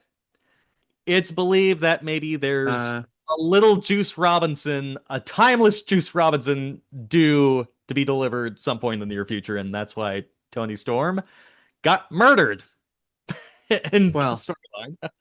In that case, congratulations to the both of them. That's really sweet then. But yeah, I like that we have it's I won't say tough because but it's something that we've seen recently now with the women's movement where we're seeing more women in the spotlight. Like Becky stepped away for a couple of years. Obviously, Naomi's just stepped away. So honestly, I think it's cool that there was a time where something like that might be looked at as like a setback to their career. I like now that it's like, hey, go do your thing, and then we'll see you when you come back. I think that's really cool. So one of my favorite tweets of all time. It's from an account called Vince McMahon Googling, and it was right when Becky Lynch made her announcement on that Raw during the pandemic. How do you tell your talents they have options? Was the tweet, and I'm happy that it's the norm now, and our gal pals can have kids. So hell yeah to that. The other women's match announced, this is on the pre-show, so make sure you don't get to the arena at 5 o'clock. Make sure it's 4 o'clock for the 0-hour pre-show. Alex Windsor, taking on Marina Shafir.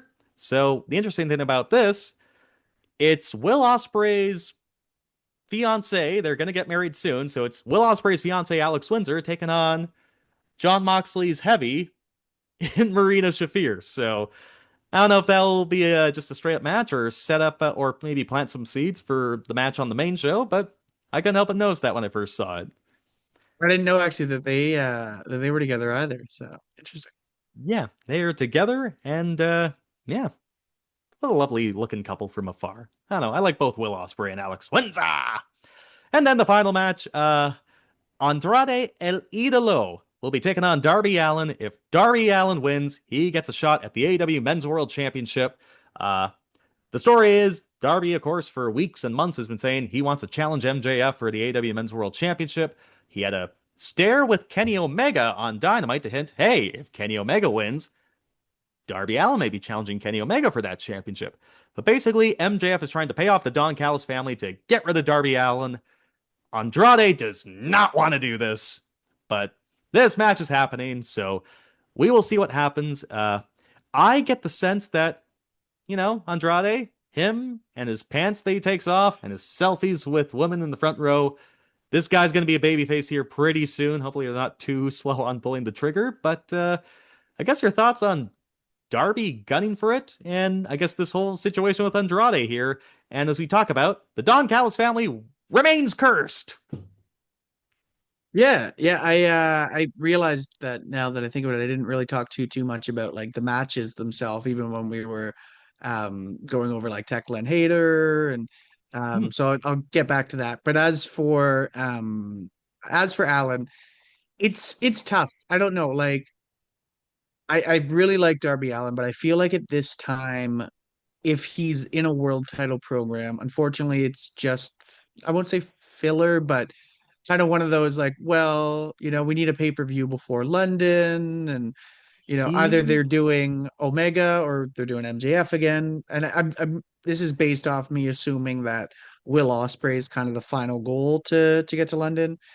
I don't know. I feel like it's tough for Darby because let's say it'd be double or nothing next.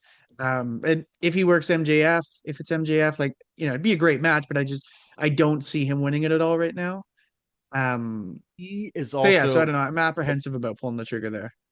he's also the coldest he's ever been in AEW. Like Yeah, these AEW that fans doesn't help either. Yeah. love Darby Allin. They've always loved Darby Allin. He's always kind of been like their Jeff Hardy. Like he's almost idiot proof in terms of pushing him. Like the fans will always love Darby somehow, some way. And he, of course, was supposed to win the championship at one point, but then he opted to climb Mount Everest instead. And I mean, not have a kid. He actually did climb Mount Everest, and that's why he was gone for a year. But here's the thing. It's sort of, it's Charlie Brown the football almost.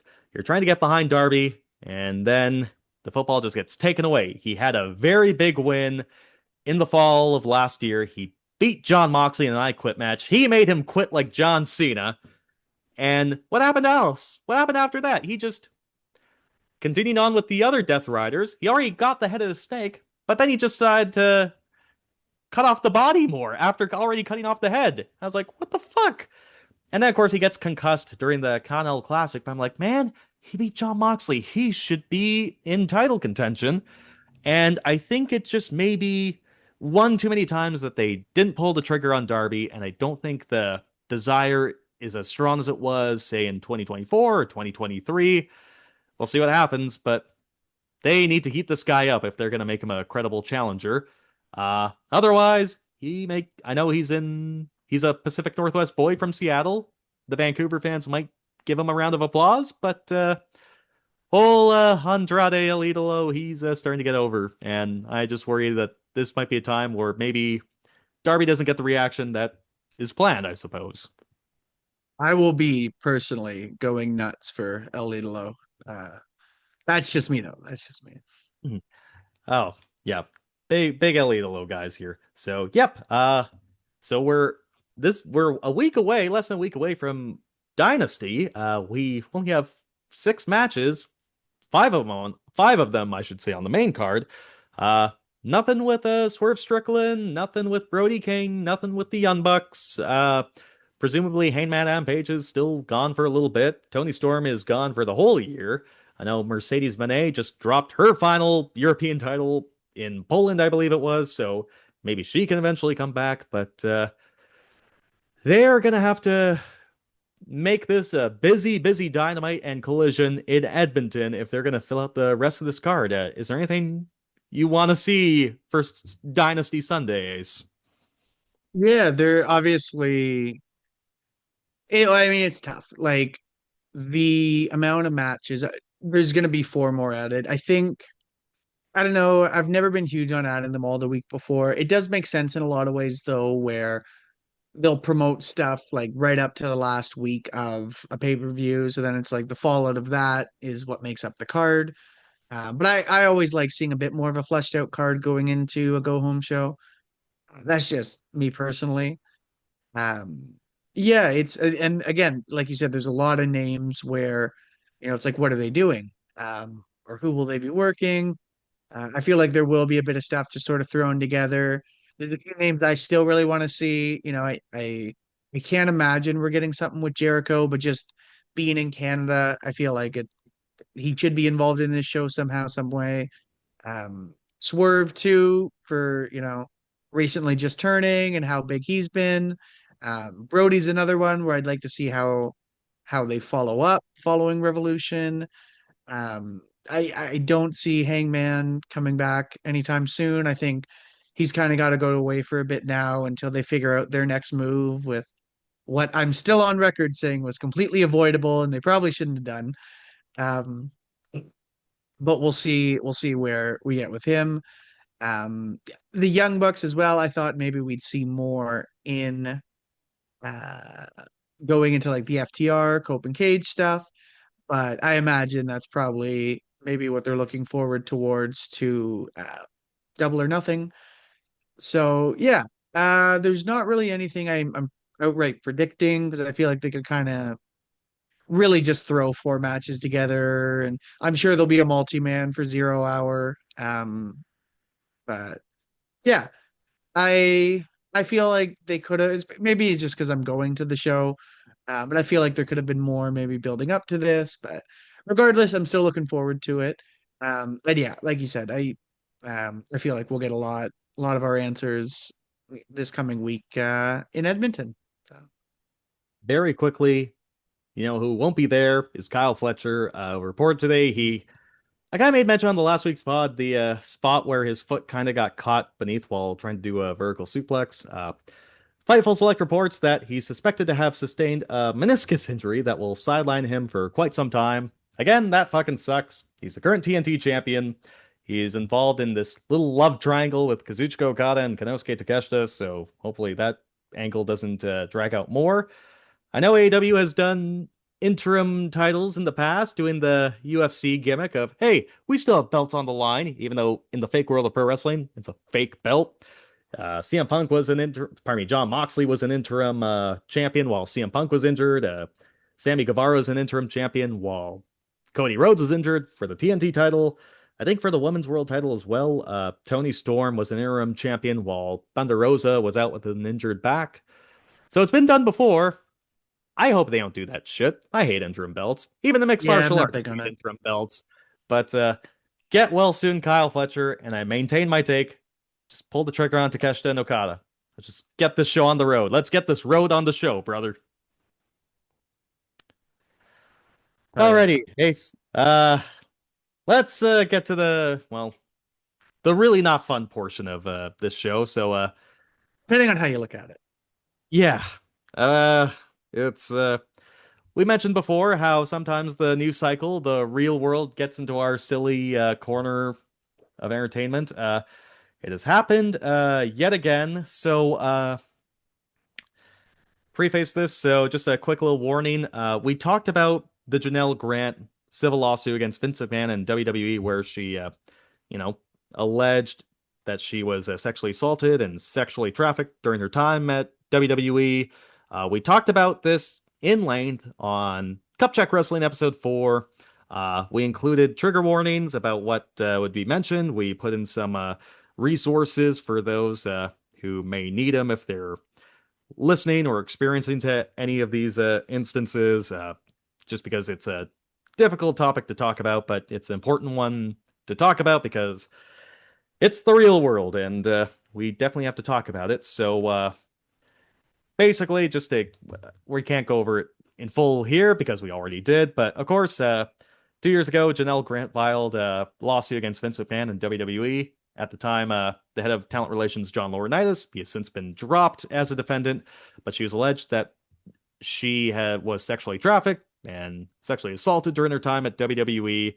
And at the end of her time in WWE, she signed a non-disclosure agreement. Basically, her side is arguing that the NDA is void. WWE and Vince McMahon, their side is this should go to arbitration because that's what was listed in the NDA. And we get to the updates here. So basically, looking ahead to the next little bit here.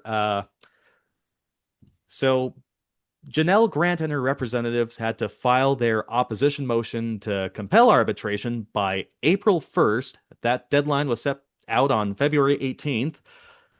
Vince McMahon, WWE, and their representatives have optional replies in support for their motion to compel arbitration. Those are due by May 13th. Right now, the oral arguments are scheduled to be made on June 16th. The judge is expected to rule if the case will go to arbitration or not shortly after that argument on June 16th. So Janel Grant and her side have filed their latest filings, and there are some new details in the allegations that Grant is providing. And we gotta say again, none of these allegations have been tested or tried in the court of law, and we are not trying anyone. Just going over what was mentioned in said, in the filings to oppose the motion to compel arbitration. Ace, anything like that before I go on here for about a minute or two? Just going over what new details in this case that we now know of. No, yeah, you kind of set the stage well there. And again, this is just what has been reported. So it's just us relaying that without, really commenting on it too much. All right, so and forgot to mention, we'll include a timestamp for this segment just for those who either can't or don't want to read.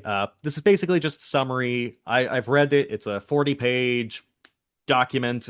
You can find it online. There's a website called Court Listener. If you put in, say, Janel Grant and World Wrestling Entertainment and Vincent K. McMahon, you should be able to find it. The declaration of Janel Grant in support of plaintiff's opposition to defendant's motion to compel arbitration. But this is essentially just a summary of it. I encourage you, if you're able to stomach the details, to read it just to get your own sense of it. And here we go. So some of the new, and these are the new details mentioned. If you really want to, again, learn just the basis of what this is about and the significance behind it, listen to that episode 4 of the Cupcheck Wrestling podcast. So new details in Janel Grant's allegations include that current WWE president Nick Khan and the former COO Brad Bloom learned of the sexual conduct of hers and Vince McMahon's relationship after a private conversation with Vince back in 2021. So the big one here is that Nick Khan is still the president of WWE. Was at the time before the merger the merger with the UFC to form the TKO group. Nick Khan was was Vince McMahon's right-hand man at the bitter end, second in command. He was the one negotiating all the media rights deals and everything. So apparently Khan would also wait for Vince to, for lack of a better term, finish his sexual acts with Janel Grant during meeting hours. Janel Grant alleges that she was transferred to the Department of Talent Relations in 2021, as Vince told her that he and the WWE leadership team determined that she was a corporate liability. And this isn't mentioned, but this was around the time that John Laurinaitis was rehired as the head of talent relations. So it is, as an observer, crazy timing to see that. Okay, going back to the allegations, though, and the new details.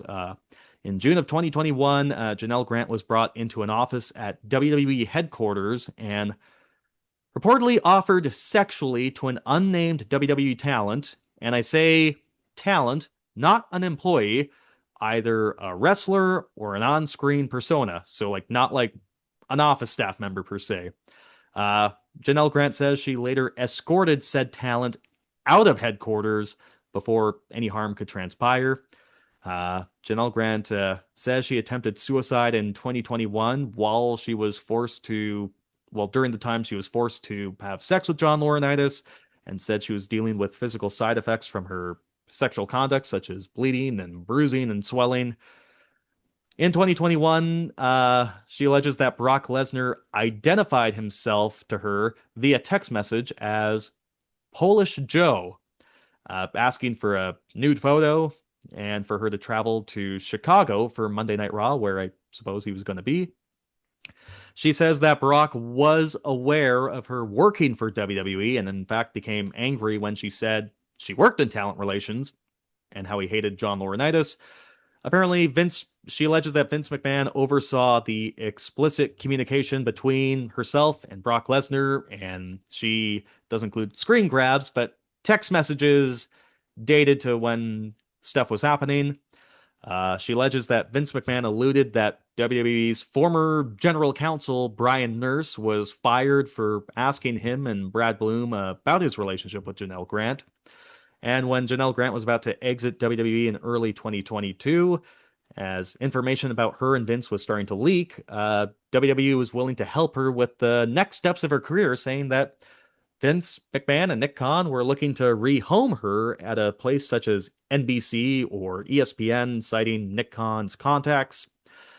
She claims she has no recollection on the major parts of the NDA she signed due to the stress she was under and her overall decline in health. It's alleged that Vince McMahon forced Janel Grant to continue sexual conduct with WWE talent and himself after the NDA was signed, including being asked to congratulate a talent who was featured on an episode of Monday Night Raw on February 14th, 2022, and continuing to message with Vince and Brock. Vince McMahon paid for her lawyer as they were deciding the wording and terms of the NDA, and Vince McMahon didn't want Janel Grant to answer questions that the lawyer that Vince McMahon provided was asking. And another note that's like separate from the document itself, it appears that someone could be testifying as an expert witness. Dr. Chitra Raghaven is a licensed clinical psychologist. He may testify as an expert witness regarding his evaluation of Grant and the non-disclosure agreement she signed, where the psychological factors consistent with duress were present that may have impaired Grant's autonomous decision-making at the time of the NDA's execution, whether her cognitive and emotional functioning at that time may have been sufficiently compromised due to diminish her ability to meaningfully process, reflect upon, and evaluate complex legal information, including the implications of the agreement's provisions, and whether Janel Grant's presentation is consistent with someone who is continuing to experience duress during the events following the NDA. He had 30 hours of clinical interview time with Janel Grant from May 7th to August 15th of 2024. And that's the summary, essentially. I mean, it's a 40-page document. There's much more vulgar language and graphic details that are alleged in this motion to essentially this to show that her side is not okay with this going to arbitration. Something stuck out to me going through this, Ace. Obviously, we're not trying anybody here. I mean, allegations have not been proven in the court of law, and we'll see if this does go to court. Did anything stick out to you? Anything that kind of you want to touch on or hammer home about? Yeah, I there's not too much that I want to go into with any of the actual like the new allegations or anything that come out. The one point that I really want to drive home, and you kind of mentioned it a little bit earlier, is I think with the new era or whatever you want to say, the what WWE likes to talk about is distancing themselves from that time period, and it's okay because we've got new people in charge. They don't. It's the exact same crew that has already been there for however many years. You know, Triple H has been on their books since 1995. I don't know exactly when Nick Khan was brought in, but another name that's been there. Um, and even down to, you know, when we would joke about stuff like Unreal, we would joke about, you know, Pritchard and Hayes, and now he's not there anymore, but Road Dogg. Um, these guys, it's I don't want to say an old boys club, but these guys have known each other for the better part of 30, 40, 50 years in some other cases. They've been around each other, they know each other in and out. And just because it might not say Vince McMahon in any new WWE productions, and as much as they want to distance themselves from him, he is all over this product. And everybody who is in charge now has direct relationships with him. And, you know, I think that's the biggest thing I'd like to make sure is known is that it's not a new sheriff. It's not a new outlook. It is the same guys that, I won't say are doing the same things, but it's not, the more things change, the more they stay the same, Uh, his fingerprints are still all over the product, even, outside of this, even just production wise, wrestling wise. And yeah, and these guys have all been around it. And let's be honest, they probably know a lot of stuff that they can't comment on because, I don't want to speculate it, like you said, who the talent was that, but it's a boys club. These guys have all known each other forever. Yeah, that's kind of my 2 cents on it. Yep, and to piggyback on that briefly, and one of the points when we talked about this initially on episode 4, was my disappointment at how publicly WWE did not appear to be taking this seriously, in terms of Triple H asking questions about it at the first media availability, wanting to talk about the gate we had for the Royal Rumble, or the suspicious Dominic Mysterio Liv Morgan storyline. And for the folks that, as you mentioned, like they say that they're distancing themselves from Vince McMahon, even though they're hinting at Vince McMahon. But we'll get to that in just a little bit. Take it seriously. If you are a WWE fan, follow along, take this seriously, because I'm sure if this goes to court, there'll probably be more information brought up here. There's the shareholders lawsuit going on as well, because the shareholders, I think it was, I don't know the exact defendant. I think it was a labor union in Ohio representing some of the shareholders that it's alleged that Vince McMahon had planned to orchestrate the sale to Endeavor to,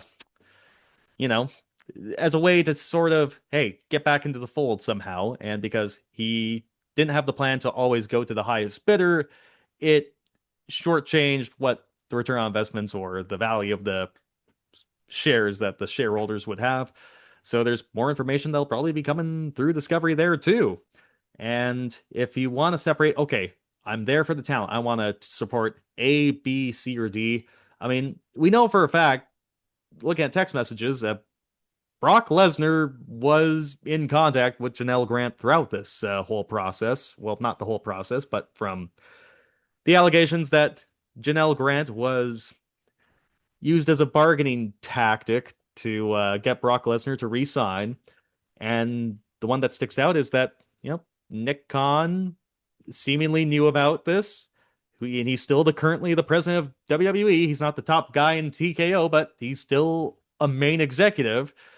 And the allegations that she was offered to other WWE talent, or just talk about the talent on the February 14th, 2022 Raw. I mean,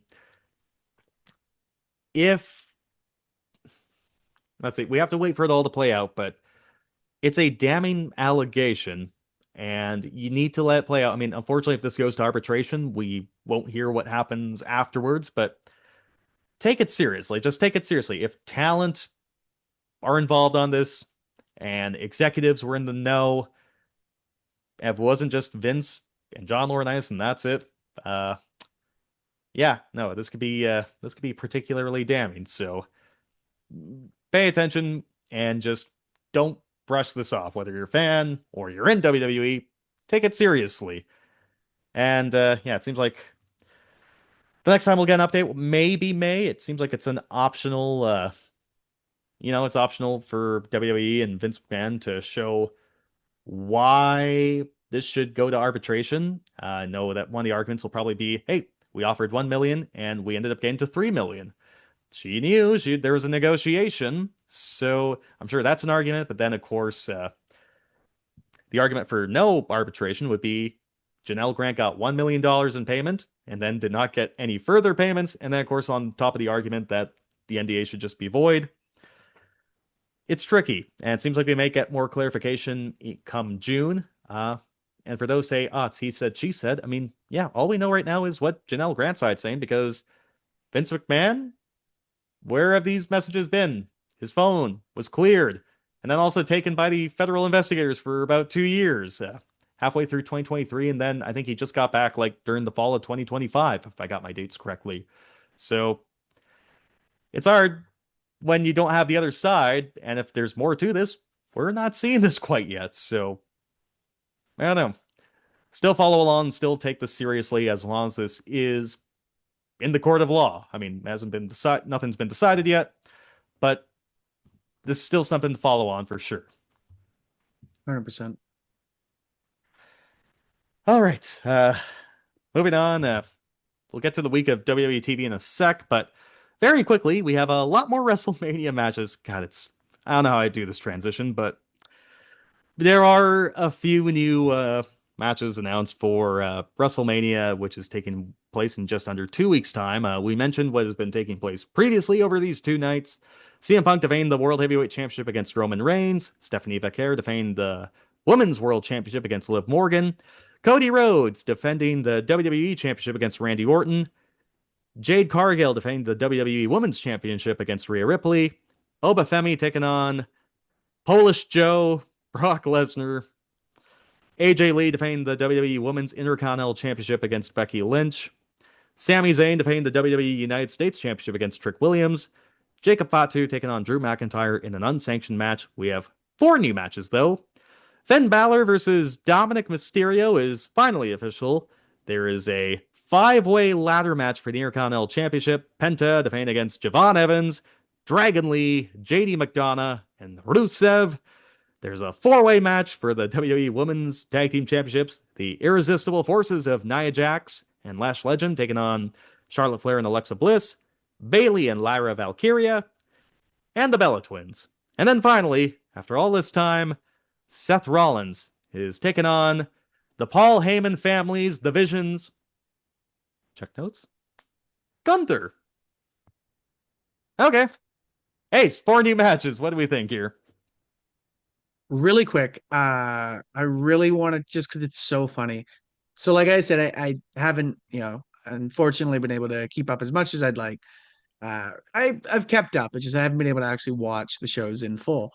One thing I found very funny is with this Intercontinental Championship ladder match. Now, a lot of people are just excited for the match. They're always easy to do matches. There'll be a lot of high spots. It'll be good. Found it very funny how just right off the hop they announced every single match or every single competitor in it, and then recently are promoting for main event the qualifier matches for the results that we already know because you've announced who's going to be in this match. Oh yeah, that's just something. What a bunch of gaslighting that was. Yeah, that's I really thought Otis and Grayson Waller were really going to be in that ladder match. Holy smokes! Only WWE. It'll be a good match. 5's a weird number for me. That's just my OCD where I'm like, man, that's beside. It'll be a fun match. Finally getting Dominic and Balor, I think is really good. We'll see kind of where that goes in the coming weeks. But the match itself, I think it's been a long time coming, and hopefully whoever wins this, hopefully it's Dom. But whoever wins this, hopefully they can kind of wrap this up now, because I think Mania is sort of a nice time to do that. One thing I wanted to mention really quick is outside of a lot of the issues they're having, which we'll get to, on paper, like if this card delivers, it could be a really good show. I think it's going to be a bit more convoluted than that. I think it'll probably get a bit more overbooked. But on paper, a lot of these matchups, you're like, yeah, okay, that could be a good match. As for what was the last one we mentioned again? That was just this week. The 4-way or Seth Rollins and Gunther. Seth, that's it. Yeah, Seth and Gunther. Yeah, I don't know. I guess I'm happy Gunther's on the card. Yeah, the guy who made John Cena give up and retired AJ Styles. Yeah, he's like, am I stoked that it was last minute because Braun Breaker was hurt? No. Apparently this was in the works for weeks, though. That's the thing. That's the thing that's being reported on. I don't buy it for a second. No, not at all. I think from what I've seen was that originally the plan was supposed to be a Rey Mysterio retirement because the career killer. Da, da, da, da. And then Mysterio got hurt. And my question is, what do you mean there's no other plan for Gunther? What do you mean there's no other like? Yeah, I don't know. Maybe John Cena just should have won his last match to send the most expensive arena gate in wrestling history home happy. Maybe John Cena should have just won his last match. That's hearsay. I wouldn't have been against it. But alas, Gunther did win, and a star hopefully was born. It's just crazy to me No, that he almost didn't get on pivot from that. WrestleMania. He got It's put into crazy to me that they WrestleMania could. last second. Cena, technically speaking, I don't know if this is Cena was announced as the Raw host, or sorry, the WrestleMania host. So technically speaking, John Cena's WrestleMania plans were set in stone before Gunther's Yes. in real and kayfabe wise. John, So you flew to fucking Montreal because it was John Cena. The last time was now. It was the last time John Cena was going to be in this city, in that city, here, there, and every fucking where. It was going to be the last time you would see John Cena, at the very least, in a very long time. And because these fucking ticket sales are just dragging along, they're sluggish, these ticket sales, as Pat McAfee pointed out on his own fucking TV show. Yeah, they brought back John Cena to host WrestleMania to, go out there, do his fucking entrance. A month before the show, they ask him, they crawl back to John Cena to sell some more tickets for us. We're fucked. Yeah, that all happened. John Cena's back. me too. Gunther. I don't know. Maybe there's people who do. I can't imagine there are that go, oh, John Cena's hosting it. Well, I gotta go now. I don't know who that's for. Maybe there's people live. They're like, oh, it'd be cool to see John. I don't know who's like more excited to watch WrestleMania at home now because John Cena's going to come out and say, "Have a great night, everybody." Like, who is that for? Hey, WWE fans love fucking entrances. They love entrances. They love moments. This is what is tailored for a lot of those fans. I would get it if it was a match. I don't think there should be a match. Obviously, don't go back on the record gates you did announcing he'd never wrestle again. But I would get it if there was a match. I would get it if you were saying that, like, oh, Cena's coming back to wrestle. I might even, I might be a little annoyed because, like I said, I paid to see his last match in Canada. But if I heard John Cena was wrestling, sure, I might be a little more excited and be like, oh, let's check it out. I don't really care that he's the guest. Like, and I love, like, Cena's one of my favorites. He's been a hero of mine for 2 decades now. But what needle does this move? I don't, maybe there's a couple people that are like, oh, it'll be fun seeing, Cena's told us you'll never see him in the jorts and t-shirt again. So I'm sure he's in one of his funky suits and they probably have a t-shirt made. They're gonna sell that. They're gonna sell it right down your fucking face and get $50 from you for a t-shirt. It's probably a t-shirt, I'd imagine, that they've made for the pay-per-view. You have to wear it, but he's said that he'll just be in a suit from now on in every appearance. We'll see but again, that shouldn't be a talking point for this. But I don't know who this is for. I really don't. And I get that they're worried about ticket sales. I get it. Believe me, every report that's come out is them being like, we're worried about ticket sales. I don't know if Cena really, moves that for people. Maybe, like you said, maybe someone's like, oh, it'll be cool seeing him come out and hearing the song again. And so maybe somebody in the Colorado or Utah areas, like, I'll make the drive down for those 4 minutes of Cena. But I would be apprehensive to assume there's anybody doing that. Yeah, I don't know. Like I said, I feel like if these matches deliver, it's going to be a really good show. But the point remains, it's crazy to me that John Cena's WrestleMania plans were solidified before Gunther's were in storyline mode. That's nuts to me because he was retired by Gunther. And the other unfortunate part about all this is Seth and Gunther, under the right circumstances, would be fucking great. If they gave it the proper build and a proper story and they went out there and just beat the piss out of each other, it would be a great program. It would be a great match. But it feels so thrown together. It feels so rushed. It feels, oh man, Braun Breaker was hurt. We didn't know if Seth was going to be back. Oh, Ray was hurt. You know what? Let's just, throw them together. Like, there's so many better ways they could have gone about it. But like I said, the match itself, I'm sure, will be good. So yeah, we'll see. But it was just one of those like, man, like, oh, really? That's where they're going? Like, so Yep. yeah. Yep. All right. Now, you mentioned that you weren't able to catch up on WWE. In a sense, I was like that too, but then again, I went from, oh, I'm not able to catch up to, I don't want to catch up. So here's how my Yeah. Monday went. I'm at the establishment for our one coworkers going away party / new coworkers welcome to Kamloops party. I'm scrolling through my phone and I see updates for Raw. In this particular order, I see Stephanie McMahon slap Cody Rhodes in the big 2026 because we need slappany McMahon nostalgia to sell WrestleMania. And then Cody is finally motivated because Stephanie McMahon inspired him and slapped him. And then after that, I saw them take away Jey Uso's theme song. Now here's the thing.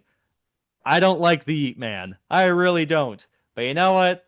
That was the only thing he had. And these fans that you milk dry love to do it's just me, Us, day one-ish, and just move their fucking hands. They fucking love doing that. We did that Survivor Series. It's kind of fun. It's just like, well, It was a lot of fun. yeah, but it's like they have this new fucking Def Rebel fucking milquetoast piece of shit remix. Nobody's doing the fucking yeet thing anymore. It's like, this song sucks. And then, 1 week after Jey Uso says he doesn't care about the WWE Tag Team Championships, they lose it to Austin Theory and Logan Paul, thanks to accidental interference from I Show Speed, and now I Show Speed is together with the Paul Heyman family, the Vision. I was like, I'm not watching this week. I'm just not watching Raw. I'm not even going to take a look at the other highlights. I'm just not doing it this week because I realized I could be a sicko. I think the word I tried to search up, I need to get the pronunciation exactly correct. Schadenfreude. Schadenfreude. Schadenfreude. That's it.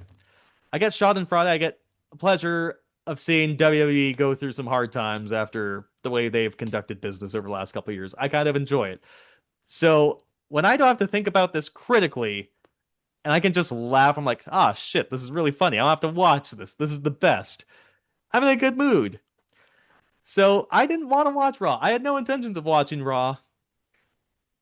And then we got to SmackDown. Boy, did we fucking get to SmackDown.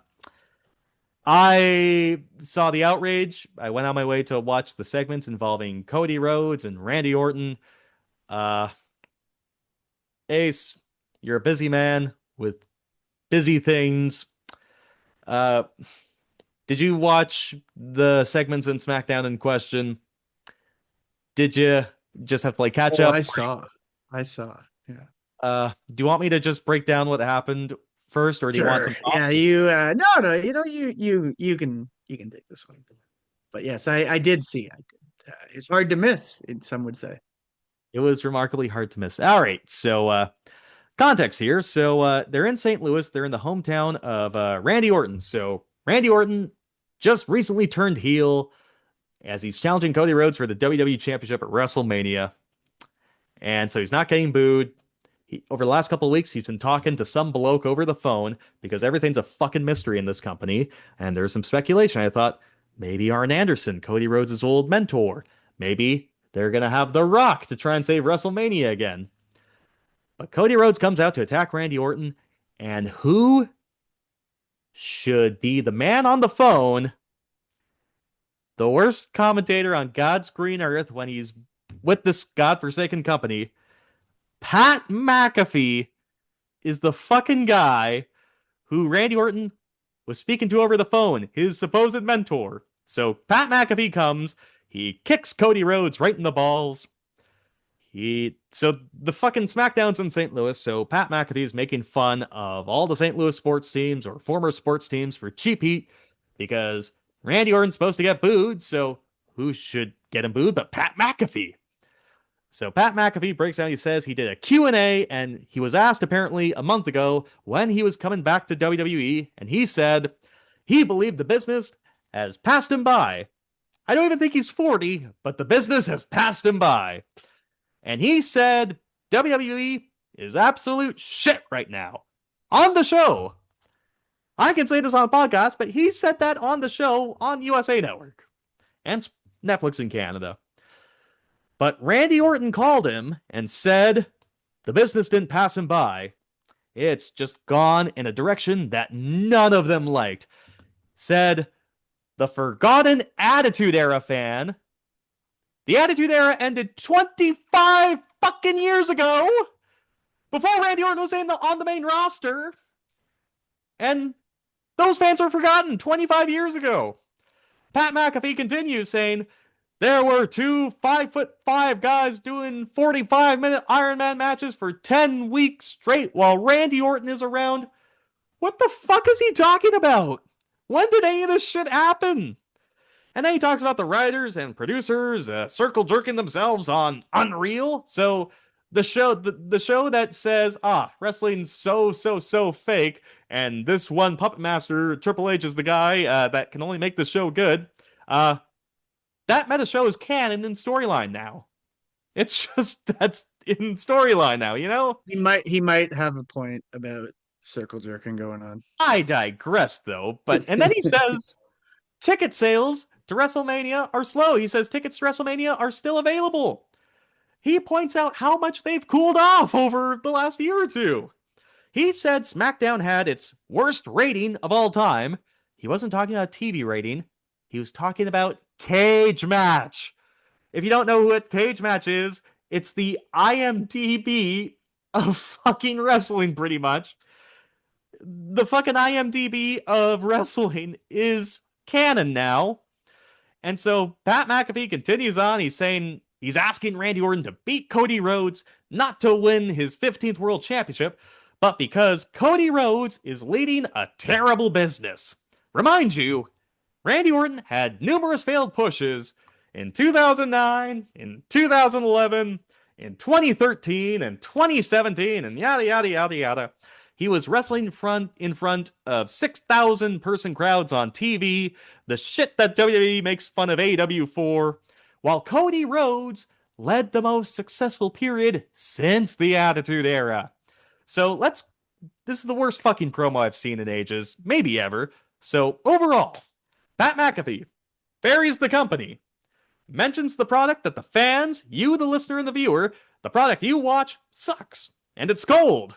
He mentions 25-year-old eras. He makes the meta scripted reality show canon. He makes the IMDb of wrestling a WWE story point. He buries the company's top babyface. And then eventually, on his fucking show, he says, Internet wrestling fans are the problem.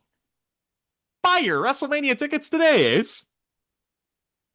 I don't have a passport since the tariffs, but yeah. What the fuck was this? Yeah, I don't even really know where to begin. If what's to be believed, apparently, which I believe 100%. Apparently, this was not a WWE call. This was Ari Emanuel, but I'll let you continue. Yeah, apparently this was some of the top dogs saying, which I'm guessing this was their way of venting for, hey, why aren't you guys making us boatloads of money? Like you've been making us boatloads of money for the last little bit. And apparently this has come right from the top. And they said, with these dwindling ticket sales, I know exactly what we need. And that is Pat McAfee. Yeah, so Cody Rhodes is taking on Randy Orton for the WWE Championship. And they are the third and fourth most important people in said match. It apparently goes Pat McAfee, Jelly Roll, and then take your pick on Cody or Randy. But what's interesting about this, real quick, is I don't think they realize how far removed we are from the Attitude Era. because they're talking about these like they want this like 18 to 34 demographic of that those guys aren't 18 to 34 anymore. If you were 20 years old watching the Monday Night War in 1998, if you were 20 years old, you are 48 now. Like you are not that 18 to 34, that cool Also, kid that watches the Pat McAfee show. That's too old for them now. It's too old for Randy Orton. He didn't even come out till 2002. Like, yeah, he wasn't an Attitude Era guy. Right? Like, fuck no, you gotta make a good point.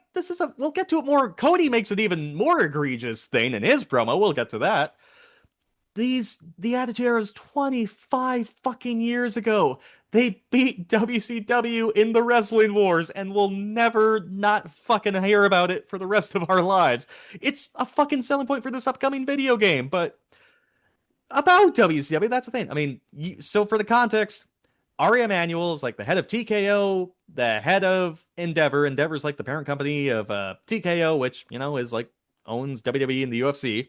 So apparently there's a report from Bloomberg that Ari Emanuel viewed Pat McAfee as the next Sylvester Stallone. Thinks this guy's a fucking star. So, and Ari Emanuel is Pat McAfee's agent. So Endeavor is basically a holding company, which is like, hey, we need to own companies just because we own fucking companies. We're also an agency. Like, I think like a bunch of top level Hollywood names have Endeavor as their representation. Pat McAfee has the big dog, Ari Emanuel, as his agent. Let's compose ourselves just a little bit. Let's say, for argument's sakes, Ari Emanuel said, nope, Pat McAfee needs to be in this story. Here's the thing why I have some reservations about that. We've heard various like different versions of this report since Friday Night SmackDown air because everyone was rightfully saying, this is the dumbest shit I've ever seen. This sucked, and rightfully so. Here's the thing. This is not the first time real life has come in to kind of mess with WrestleMania plans just a little bit. I mean, 2 years ago was The Rock deciding that he wanted to finally face Roman Reigns in the main event of WrestleMania. And Triple H knew that was coming, and he booked Cody Rhodes to win the Royal Rumble as like a final Hail Mary chess piece kind of move. Last year, The Rock comes back and he wants to turn Cody Rhodes heel and was met with a collective, nah, that doesn't work for me, brother. So John Cena became a heel. So let's just say, for argument's sake, okay, this is out of Triple H's hands. He's the chief content officer, or whatever his title is. He's the one that's front and center to always take the credit, never to take the blame. Let's just say, for argument's sakes, that's not the case. And Ari Emanuel is like, Pat McAfee's going to be in the main event of WrestleMania. Was there no pushback? And second of all, say if your hands were completely tied, this was your fucking idea for Pat McAfee in the main event to go full WCW 2000. I don't use that term lightly because a lot of people use it as hyperbole, but that was your answer? Ace, I'm drowning here. God damn it. So, okay, no, I got more steam left in me. So, for anyone, okay. any new listener here, any new listener or viewer, so there's once a big name promotion called WCW. It at one point was the biggest wrestling company in the world, and then it falled in spectacular fashion for various reasons. The valley of WCW was in the year 2000, where essentially it was car crash TV. There was a head writer named Vince Russo who was so infamously bad at his job that anytime your favorite wrestling promotion sucked and did something nonsensical, their instinct was they must have hired Vince Russo. Or anytime your wrestling company really sucks and does something stupid, they say, this is WCW 2000 because that was a bad period. And for the most part, it's hyperbole. It's just because you're saying, hey, it's the worst it's ever been. But the reason WCW in 2000 was so bad is because everything was fucking meta. It was about backstage politics and shoots and worked shoots and trying to work the boys, and titles were changing hands every month. And eventually you had all these promos that were supposed to be, or these promos and segments that were like, hey, this is real life. This is the backstage show happening. And then they try and pretend that the show was actually real too. It was a big meta-filled mess. But ultimately, WCW spent that year saying, this company fucking sucks now, but we used to be hot and we're going to get it right back on track. And that's what WCW did a lot in the year 2000. As mentioned, what Pat McAfee did in this fucking promo, Ace, let's go over the facts again. He buried the company. He buried the company. You don't remember, like in 2024 when AEW kept going, restore the feeling, and it was like viewed as like the worst year it ever had. It's like, this company fucking sucks now. The company you pay money for and watch, it sucks, but we're gonna make it better. So anytime that you're making your company look like it's not cool and it's not hot and making your company not look like the baby face, it's not good. So Pat McAfee buries the company, says the product sucks, it's cold. He's talking about shit that's 30 years old. Could you imagine WCW talking about shit in the 1970s and 60s? Could you fucking imagine? Talk about Unreal, talk about fucking cage match. He's burying Cody Rhodes. Say what you will about The Rock. When The Rock came in 2 years ago, he was fighting Cody Rhodes in the fucking rain and shit talking his mom and bloodying him up. And he was still putting the product over. Rock was saying, wrestling's fucking cool again. It's never been better. And he was still putting over Cody Rhodes. And here's Pat McAfee saying, fucking everything sucks. Buy your tickets today. As horrible as it sounds, and as much as I hate those, in case you have been living under a rock, the WWE's on fire. I would rather you fucking, smell your own ass than this, because this is just like, who is this for? So now what? You're saying that he's right, but he's wrong. And now Cody's gotta valiantly, but he's right, but he's gonna save. Like, it's just this big fucking convoluted mess that, and I could even, I probably wouldn't have, but I could even get on board with Pat McAfee in any other, like this generation's too soft. We're gonna make them fucking men again or strong again. Again, I would probably roll my eyes, but I'd go, whatever. Let's just fucking sell some tickets to Mania. Fine. But yeah, just this meta, like, it's just dumb. And that's the thing you mentioned about WCW. Every 3 weeks, they were resetting everything, and Bischoff would come out and say, "Oh, the titles are vacant," and and then they'd get mad and they'd be like, "Goldberg went off script," and it was stupid then, and it's stupid now. I saw a tweet. Oh, sorry, go ahead. I was gonna say real quick. I saw a tweet that said if this company's name was anything other than WWE, they would be fucking under by now, because this is ridiculous. Yes. The only thing missing from Friday was Tony Schiavone saying, this isn't a part of the script. That's all that was missing. And so we didn't even get to fucking Cody's fucking promo. I just want one more thing about this whole, okay, say, again, for argument's sakes, Ari Emanuel said, this is what you need to do with Pat McAfee. Pat McAfee's here. Do this and follow this to a T. So if Triple H is not dumb as fuck, this just means he's very replaceable, because which one is it? I mean, he gets the main event scene completely changed above his head, or he made a bad decision. He's either replaceable or he just made a bad call. Like, what the fuck is it? Anyways, should I get over the Cody promo quick? Let's get to that now. Can't forget about. Okay, so Cody Rhodes eventually comes out to attack Kit Wilson. He's responding to Pat McAfee. He gets booed. So Cody Rhodes saying the person Randy Orton was talking to on the phone, being Pat McAfee, is like Disco Inferno being the third man in the NWO. This is a 25-year-old reference. This is a 30-year-old reference! I wasn't born yet! Except we got. Yeah. I think I may have been a month old. I don't know. That's what we like to call inside baseball. Yeah. Are you enjoying the show? God damn it. So he calls Pat McAfee a stoner, a grifter, Logan Paul without muscles. He says Pat and everyone who represents Pat can kiss his ass. And he asks what they're going to do. Fire him again? Because, Ari Emanuel, the head of Endeavor, the parent company of TKO, which owns WWE, is Pat's agent. And yeah, Mr. Corporate Synergy Cody is fighting against the corporation. Old TKO is trying to ruin its own WrestleMania. Allegedly. Buy your WrestleMania tickets now. I saw another one, another tweet that said, I wish I knew the names. I always feel bad because I feel like I'm not stealing these. You're so But I funny saw, and so creative naturally. thank you, thank you. I saw one tweet where it was after Cody hops out of the ring and he goes, "Get out of my fucking way, Stu." And someone was like, I think he was shoot mad there. I think that was real. I think he was just fucking pissed about everything. And it's funny because weeks ago we were complaining about how boring a Drew McIntyre world title reign going into the show would have been. Oh, how much we would have probably preferred that to this fucking convoluted mess. I fucking wished on a monkey paw. I need to be more Yeah. specific with my fucking choices. And honestly, I'm more intrigued in fucking like I don't want to. I not only do I not want to watch WrestleMania, I really don't want to watch that fucking match with Cody and Randy now.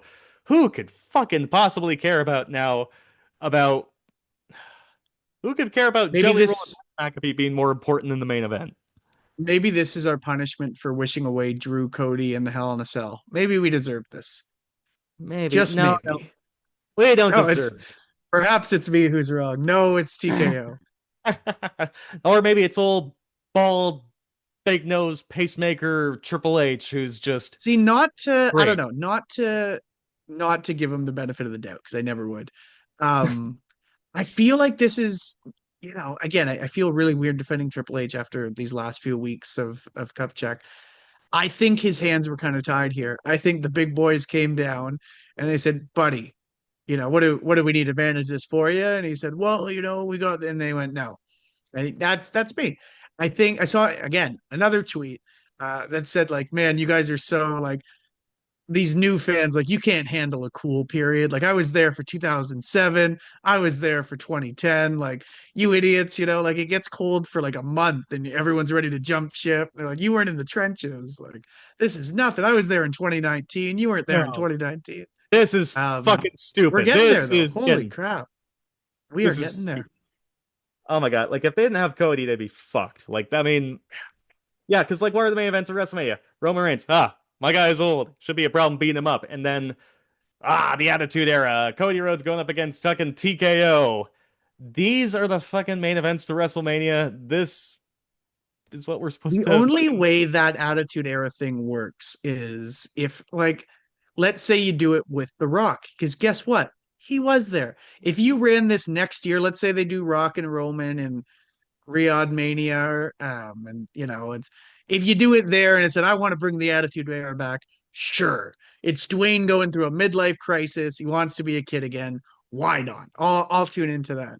Randy Orton, they just it feels like they want to make it for those guys who have been lapsed, but they're not watching and they won't be sustainable because I don't know. got a I whole really new don't know. a whole new generation of fans you just got because you had Cody Rhodes, you had the bloodline, and you actually had a plan and you followed through on said plans. And you didn't have to fucking go to Roman Reigns talk about, oh man, my opponent in the main event's fucking old and I'm gonna beat him up easily. It's no Cody Rhodes needing Stephanie McMahon to motivate him to fight Randy Orton and Pat McAfee and TKO. Yeah, That's I not haven't even gotten on the show that. sucked. Like, that's crazy that, like, I don't know. Again, I know they'll have a big fucking hoorah, as I like to affectionately refer to it as a circle jerk. I know they'll get to that with Stephanie at the Hall of Fame but that was just so weird to get slapped in the face again and just thank you. You've awoken what I needed to. If it wasn't for you fucking just ripping me a new one on TV, I wouldn't have this fight in me. And that's the same thing. Randy Orton. So the same Randy Orton that kicked John Cena's dad in the head. The same Randy Orton who fucking burnt down the Wyatt compound needed Pat McAfee to remind him of that dog in him. Pat McAfee, fuck off. I'll just say, where was Stephanie McMahon when Cody needed her at WrestleMania 39 the first time he faced Roman? Ah, man, Yeah. he would have finished the story the first time if he had Stephanie McMahon. And also, Cody Rhodes saying that Stephanie McMahon is not her father, like that's a bad thing. Yeah. Fuck this company. God damn it. Ace, when I was making my drive up the Coquihalla Highway, I was thinking of ways, because I love drives. We love car rides. We love mountain views. I was thinking, how the fuck do I convince Ace to help me not watch WWE ever again? I think the closest pitch I came to you is like, if you make me not watch, if you allow me not to watch, I will never say John Cena gave up or give up like John Cena ever again. However, I realized, as you mentioned as we started early on, I got that Schadenfreude. I'll never be able to pronounce that word, but I get too much joy in watching. Your grandfather would be rolling over in his grave hearing that Oh, enunciation. I'm a quarter German.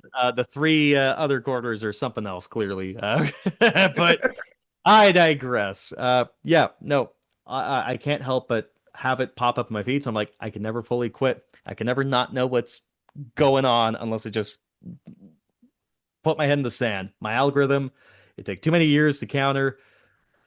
Oh God, this is dumb shit though. This is dumb This shit, is and I bad. cannot say I can't. Yeah, Maybe Cena saw the writing on the wall, and maybe that's why he tapped out. Maybe they wanted him to win and then grab the mic and do a Jordan Belfort. I'm not fucking leaving. And you he just said, no, the only way you can never get me back is if I completely destroy the you one thing I said I'd never do. You threw that theory out there that John Cena shoot tabbed. He gave up really just to give him an out from this company. But now he's back guest hosting, so fuck me. And maybe that's why Chris Jericho didn't go in the end, because he's like, looking at Goldberg and looking at him like, brother, Jesus Christ. I Well, mean, from what I heard, they that was the plan, was if he went back, it was let's do a retirement angle. And it's like nothing against Gunther, because I do really like Gunther. I think he's a great talent. But like I can see if it's like I don't want to just do the thing that, you know, AJ just did, Cena just did, Goldberg just did, and I'm not going to be the last one. There's going to be another one they do it with. I'm just like, is my career really just a laundry list? And I think I don't know if this is the last time we'll ever see Jericho in WWE. I think maybe he wanted something different. And again, he's never liked fucking Triple H. It was funny, even when you were mentioning it earlier in the podcast. There was a bit, I forget the exact. It's been a while, but there was a Raw where this is before AEW too. This is like 20, maybe 15, 14, but Jericho wasn't there. And when the Authority was in full swing, he made some comment along the lines of, you know, Edge and Jericho were never the guy, they were da da da da.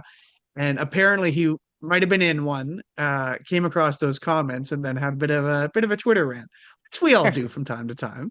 But yeah, they've never gotten along. Punk. What did I say? Punk.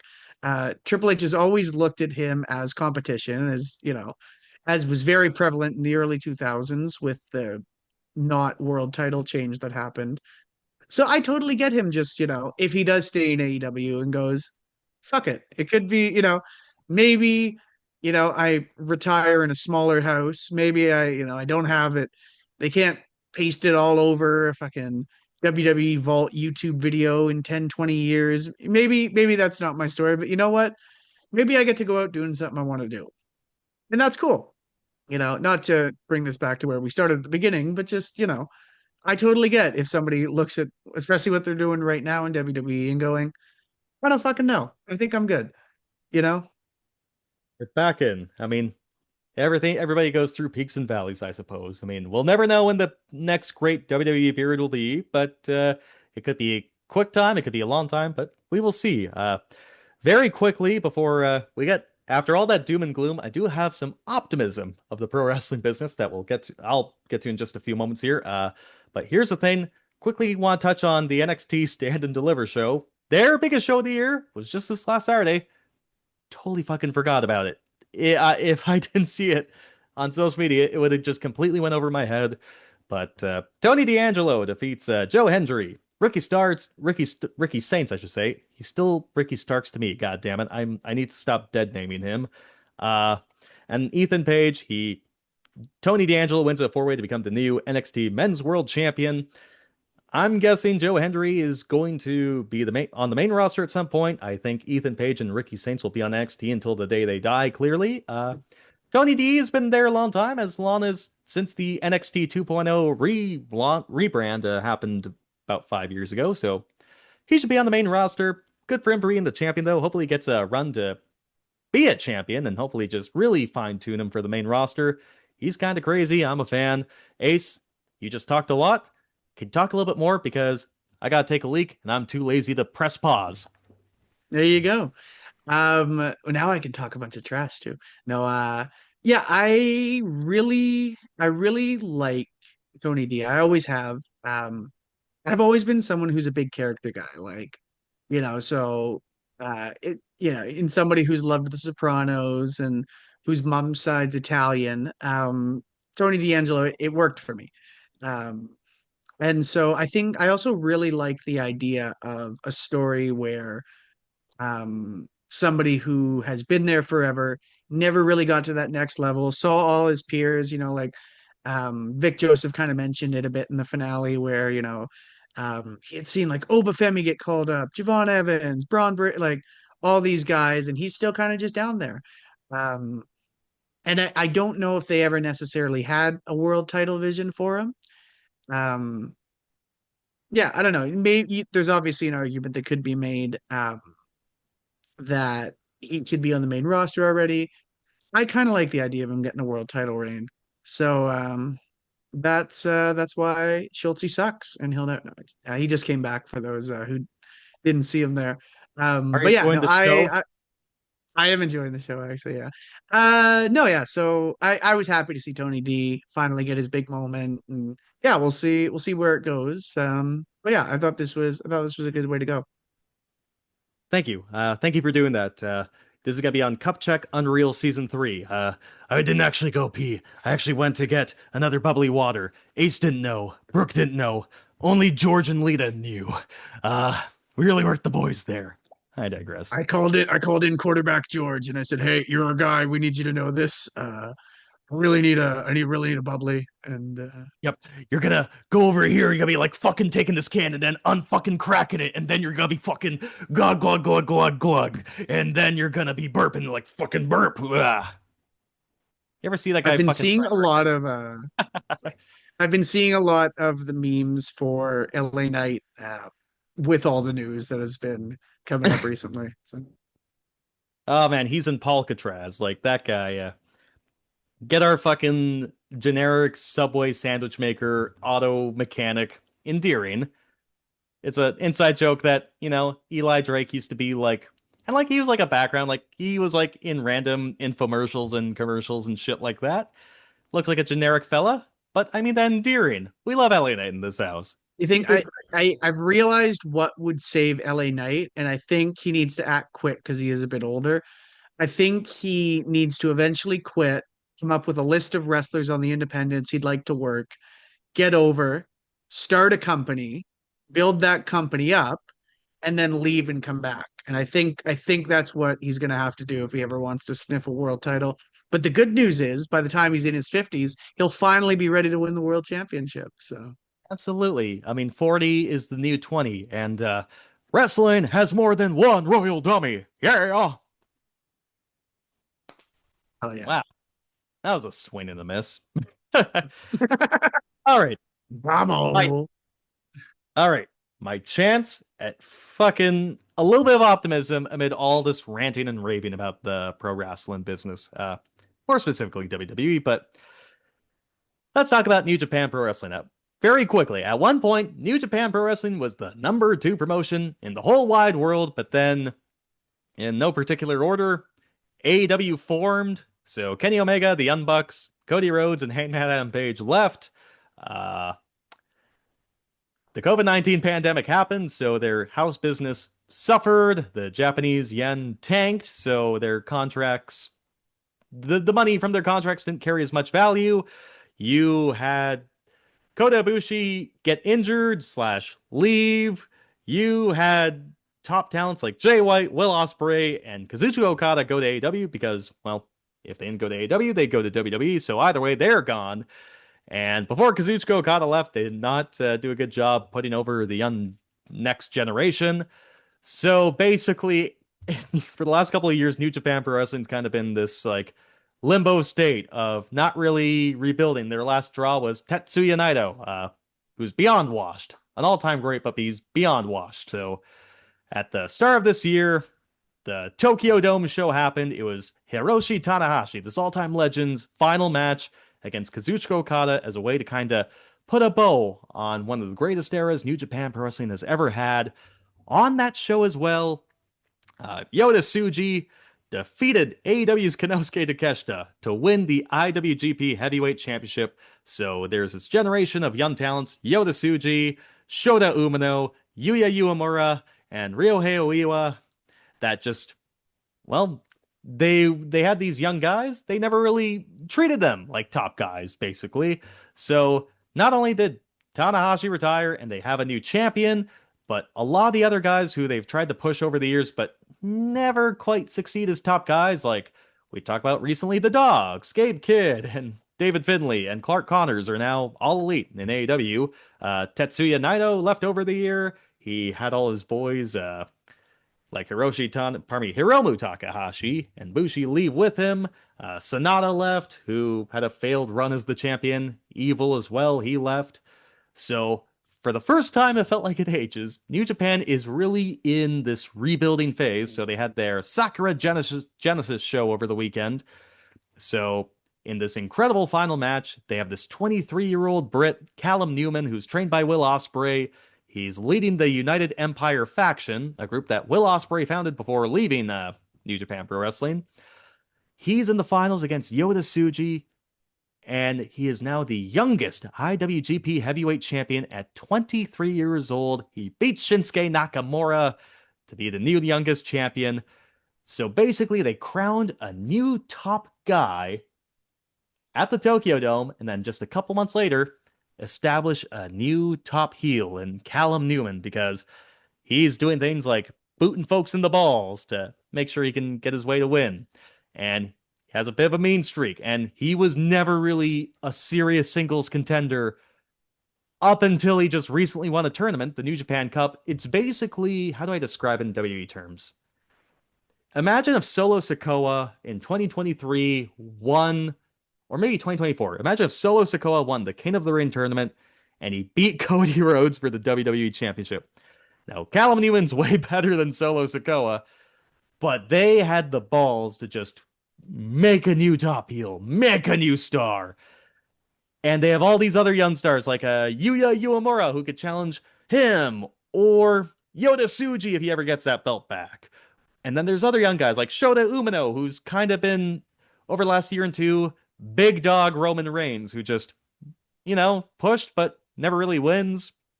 And they have Bolton Oleg, this unique Kazakhstani grappler. You have like what it feels like a true rebuilding process, a bunch of new fresh faces near the top, bunch of different directions you can go. And I couldn't help but think, this is unbelievable. I finally feel optimism. I feel like we can finally move forward. Ace, I don't know how much you've paid attention to New Japan Pro Wrestling recently, or if you caught wind of what happened over the weekend, but I'm like, wow, I'm actually excited to see what happens next. We're not talking about the Attitude Era 30 years ago. We've got the beginning of something new and hopefully another boom period for New Japan Pro Wrestling, because the more pro wrestling promotions do well all over the world, I think the better wrestling is and better the industry is. So, I don't know, we're able to catch any of it, able to catch any news of it. Any thoughts? No, actually, I hadn't, and I hadn't heard anything. The last time I was kind of tuned in was for like Tanahashi there. But yeah, no, anytime I think that someone's doing well, it always just means the betterment for everything. Um, yeah, I hope this leads to success for them. Because again, like you had mentioned, the better one is, the better everyone is. And it breeds competition and it breeds stars. And who knows, right? Like as much as, WWE likes to live in this bubble of being the only like whatever, somebody like AJ Styles, when they sign a guy like AJ Styles and they're like, oh, this guy's massive, he's big. It's like, well, if you don't have those references to say he's massive, he's big, we're just supposed to take your word, like, oh yeah, don't worry, we saw this guy on other shows and he's good.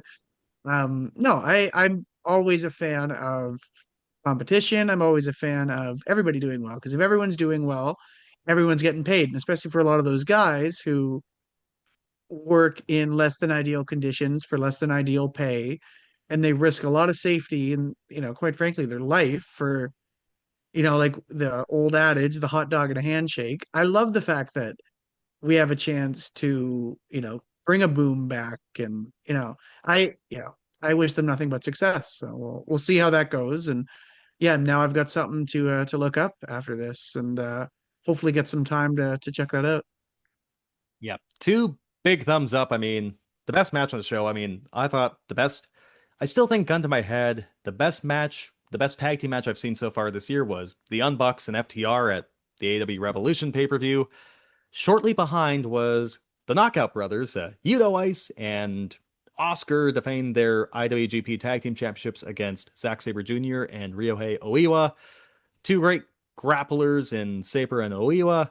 Oscar, how do I describe it? Imagine Baron Corbin, but like whiter, still with his white hair, still with his long hair, but he's still a pretty damn good worker. And then Yudo Ice just has all the charisma on God's green earth. So go out your way to watch that match. But in terms of like the overall story, I mean, it is bold for New Japan to do this. I mean, they just strapped the rocket to old Callum Newman, and they've done this before. I mean, you mentioned AJ Styles. I mean, when he came from TNA slash Ring of Honor, or pardon me, I think TNA to Ring of Honor slash New Japan Pro Wrestling, when he was working for both promotions, very quickly, he became the champion. He became established as a top heel. Same thing happened to Tetsuya Naito in 2016. He had a short reign. 2019, Jay White as well had a short reign. They tried it with Evil in 2020, and that fucking failed. But hey, you're still a pretty good success rate. But yeah, so we'll see. If you're an AEW fan, this might be a story to pay attention to, because Will Ospreay was on the show, that Sakura Genesis show, in a trios match. He had his first match in New Japan since he left in 2024. He teamed up with his old United Empire teammates. They won the match, but then his United Empire teammates are attacking their opponents after the fact, and Will Ospreay saying, "No, bruv, oi, don't do that." He didn't say that verbatim, but basically like, "I know I would have done that 3 years ago, but don't do that now." And it plays into the main event because so they have all the United Empire folks out in their suits walking Callum Newman to the ring, but who's behind him as like the number one manager? Will Ospreay. And so there's a point in the match where Callum Newman's going for the steel chair. He wants one of his teammates to get him that. Will Ospreay says, no, you don't need the chair. You don't need the chair. Eventually convinces Callum Newman he doesn't need the chair. And he eventually kicks Yoda Tsuji in the balls en route to winning. But there's that story of, AEW still has a Forbidden Show pay-per-view event that it co-promotes with New Japan Pro Wrestling. So there could be something with old Will Ospreay eventually getting beaten down by the rest of his United Empire teammates and Callum Newman. I hope that, for example, they don't do this at the upcoming Dynasty pay-per-view, because just because it happens in New Japan Pro Wrestling, we need to see it happen on AEW TV too. So I don't want Excalibur on commentary to just list off what happened. I want to see Callum Newman and the United Empire on AEW TV when that time comes, but I hate to use the phrase corporate synergy because they're separate promotions, but partners. There's a partnership, and partnerships are good and healthy when done right. So Will Ospreay still means a lot to New Japan Pro Wrestling, and AEW having a healthy partner in New Japan is good for them as well, and good for us as the viewer that it's not just one option that we're held hostage to, as would have been the case about 20 years ago. We got options. The world is our oyster in the world of pro wrestling when everybody's doing well. So that's just something to keep an eye on as well. And I'm looking forward to see how they can tackle the next couple of weeks and months. Hopefully they don't fumble it. Their head Booker Gato has had some questionable calls, so we'll see. But I need to end on optimism after all the bullshit we had to talk about. That glass half full, that bubbly half full mentality. There you go. It's like 3/4 full right now. Oh, yeah, there you go. You know, some would say that's a quarter empty, but not our boy Schultze. Hey, it's the half cup check full. It's Hey, the oh, I like what half you did full there. cup check. We did it. I eventually got over the finish line. There we go. I wish I was a little quicker Not on my bad, feet not there. bad. Ah, Oh well. do I what was you can. performing like 55-year-old Chris Jericho there, not 47-year-old Chris Jericho. Not quick on my feet enough.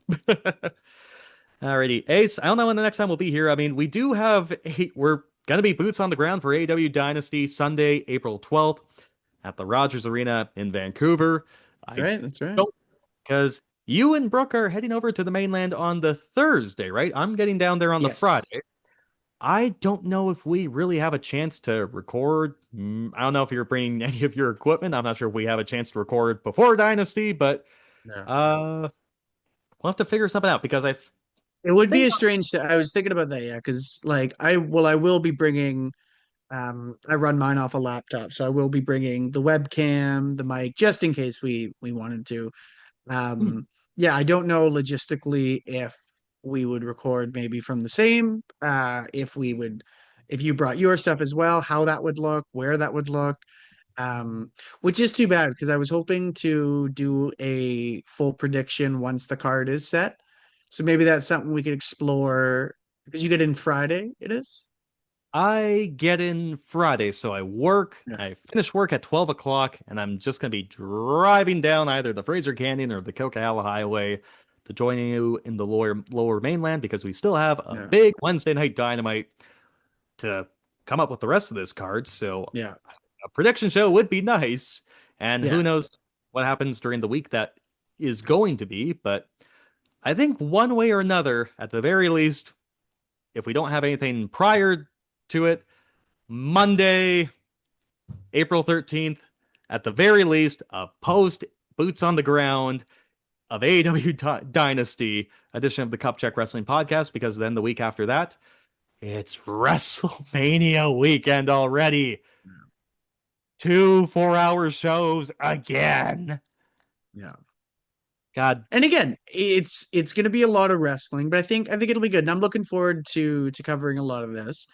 Yeah, even if we don't get the prediction show in, I would at some point, obviously we'll iron out logistics later, but either the Thursday or the Friday next week, if we could also look at maybe trying to do another show before Mania, set the stage there, and then depending on where we are weekend wise, ideally I'd like to, if possible, break up the two nights for Manias, I whether that's back to back shows. Just I feel like that's going to be a lot to talk about for one episode. I will counter this because here's the thing, I can't talk about plans right now, but I am not going to be in Yeah. town and I will not be returning until that Oh Sunday. no. I don't even know if I'm Uh-oh. going to watch the first night of WrestleMania live, quite frankly. But Right. that's my thought. We got, and you, the listener, are on us on this journey too. We've got, at the very least, a post AEW Dynasty show that we can focus on what the experience was like. We'll have at least a post WrestleMania show as well. I want to say, because I don't know, if you take away all the filler time, like all the commercials and everything, 2 nights of WrestleMania at this point, I mean, it's almost on par with what we did for the AEW Revolution pay-per-view, so I think Yeah. we might be able to get away with one show, I but think I did that in the 40, the Cody one, where I was out the Saturday and I had to at like noon, so I just turned my phone off. I had to like from noon till 4 watch night one live, watch without knowing spoilers, then to watch Mania night 2. And that brought me back to the old 35, 34s where the shows were just waiting. At least you could fast forward through a lot of the stuff. But yeah, it was that was a rough watch. I feel that. Never want to do that again. I still hate the era of 2 4-hour shows back to back. It's like, now give me one. I'll take one 5-hour show. I don't want to Yeah. commit my whole weekend to it, but I'll give you a day. I'll start even if you do a pre-show. I'll give you 2 p.m. West Coast, West Coast. I'll give Hey. you 2 p.m. until 8 or 9. Sure. One day, fine, whatever. But the two just It is rough sledding, brother. The back to back, the whole weekend basically being committed. So yeah, I think at the very least we got plans for a post Dynasty show, a post WrestleMania show. Maybe let's see, what is this? Monday the 6th? At some point before Friday the 17th. Maybe there's a chance for the rest of the wrestling world, the rest of the news, and also maybe a WrestleMania predictor in there to kind of cover what we did miss because God forbid the go home SmackDown. I will bet you Robbie's facial hair that nothing of significance is gonna happen on that go home SmackDown before WrestleMania. I think if we do anything before that, we most got of the stage will be set before then too. So now with how they do it too, actually, I'm not sure if they still have the Hall of Fame and whatnot immediately following, but it's now their go home Fridays usually pretty filler anyways. So it's in some. I think the show is after that SmackDown. It's at some theater in Las Vegas. It's probably gonna be another. MGM, that's right. Yeah. No, it's not. It's called the Dolby Theater or MGM? something. It's Oh, whack. Yeah, it's like is the that same. I not think in it's the MGM Grant? I don't know. Is it? I've never been to Vegas, so Think so. Oh, I guess you haven't. Have Yeah, I've been a couple of times. I'm pretty sure the stadium they were talking, or it might be the MGM Park. But wherever it is, not the same stadium. Yeah. yeah, I'm sure everyone's gonna be wide awake. I mean, it's gonna be at 1 a.m. They're gonna be listening to Stephanie McMahon like I'm watching the Chilliwack Chiefs and the Coquitlam Express in quadruple overtime at 1 in the morning. That's when Steph's gonna have her big speech. But We're probably going out for the Friday game, so hopefully that doesn't go as long as that one does. no, fingers crossed. No, fingers crossed. No, don't want to be there any longer than I have to. So I think we got concepts of a plan. We've got at least a post Dynasty show, a post WrestleMania show, likely a post previous 2 weeks or whatever that was. That's a prediction show going into WrestleMania as well. And then I think we're finally back on track, Ace, after all this There you go. time. However, it's always something, and something may go into business for itself. Something may say, Cupcheck Wrestling Right? sucks. It always does. Cupcheck Wrestling sucks, and it's not as hot as it once was. And I don't know. Are you enjoying the show? Yeah. Something has Ari Emanuel as their agent, and they really need to be in Cupcheck Wrestling's schedule, you know? Come to think of it, I think something's pulling the curtain on us. We had a long session, but god damn it, was there ever a lot to talk about? Some Yes. tough stuff, but The great good, the fun as bad, and the always. ugly. Some great fun as always. So next time we'll see you, you'll either be, well, see what happens, but stay tuned. There may be something before that, but at the very least, we will have a post Dynasty pay-per-view recap, probably Monday, April 13th. So that's at the very least. Stay tuned for anything further. Until then, I'm Aaron Schultz. He's Corey Ace Trelaw. He now has George in his home now, along with Lita and Brooke. This is the Cupcheck Wrestling Podcast, where the big boys, just like they did in late 90s WCW, where the big boys play with each other. Ah.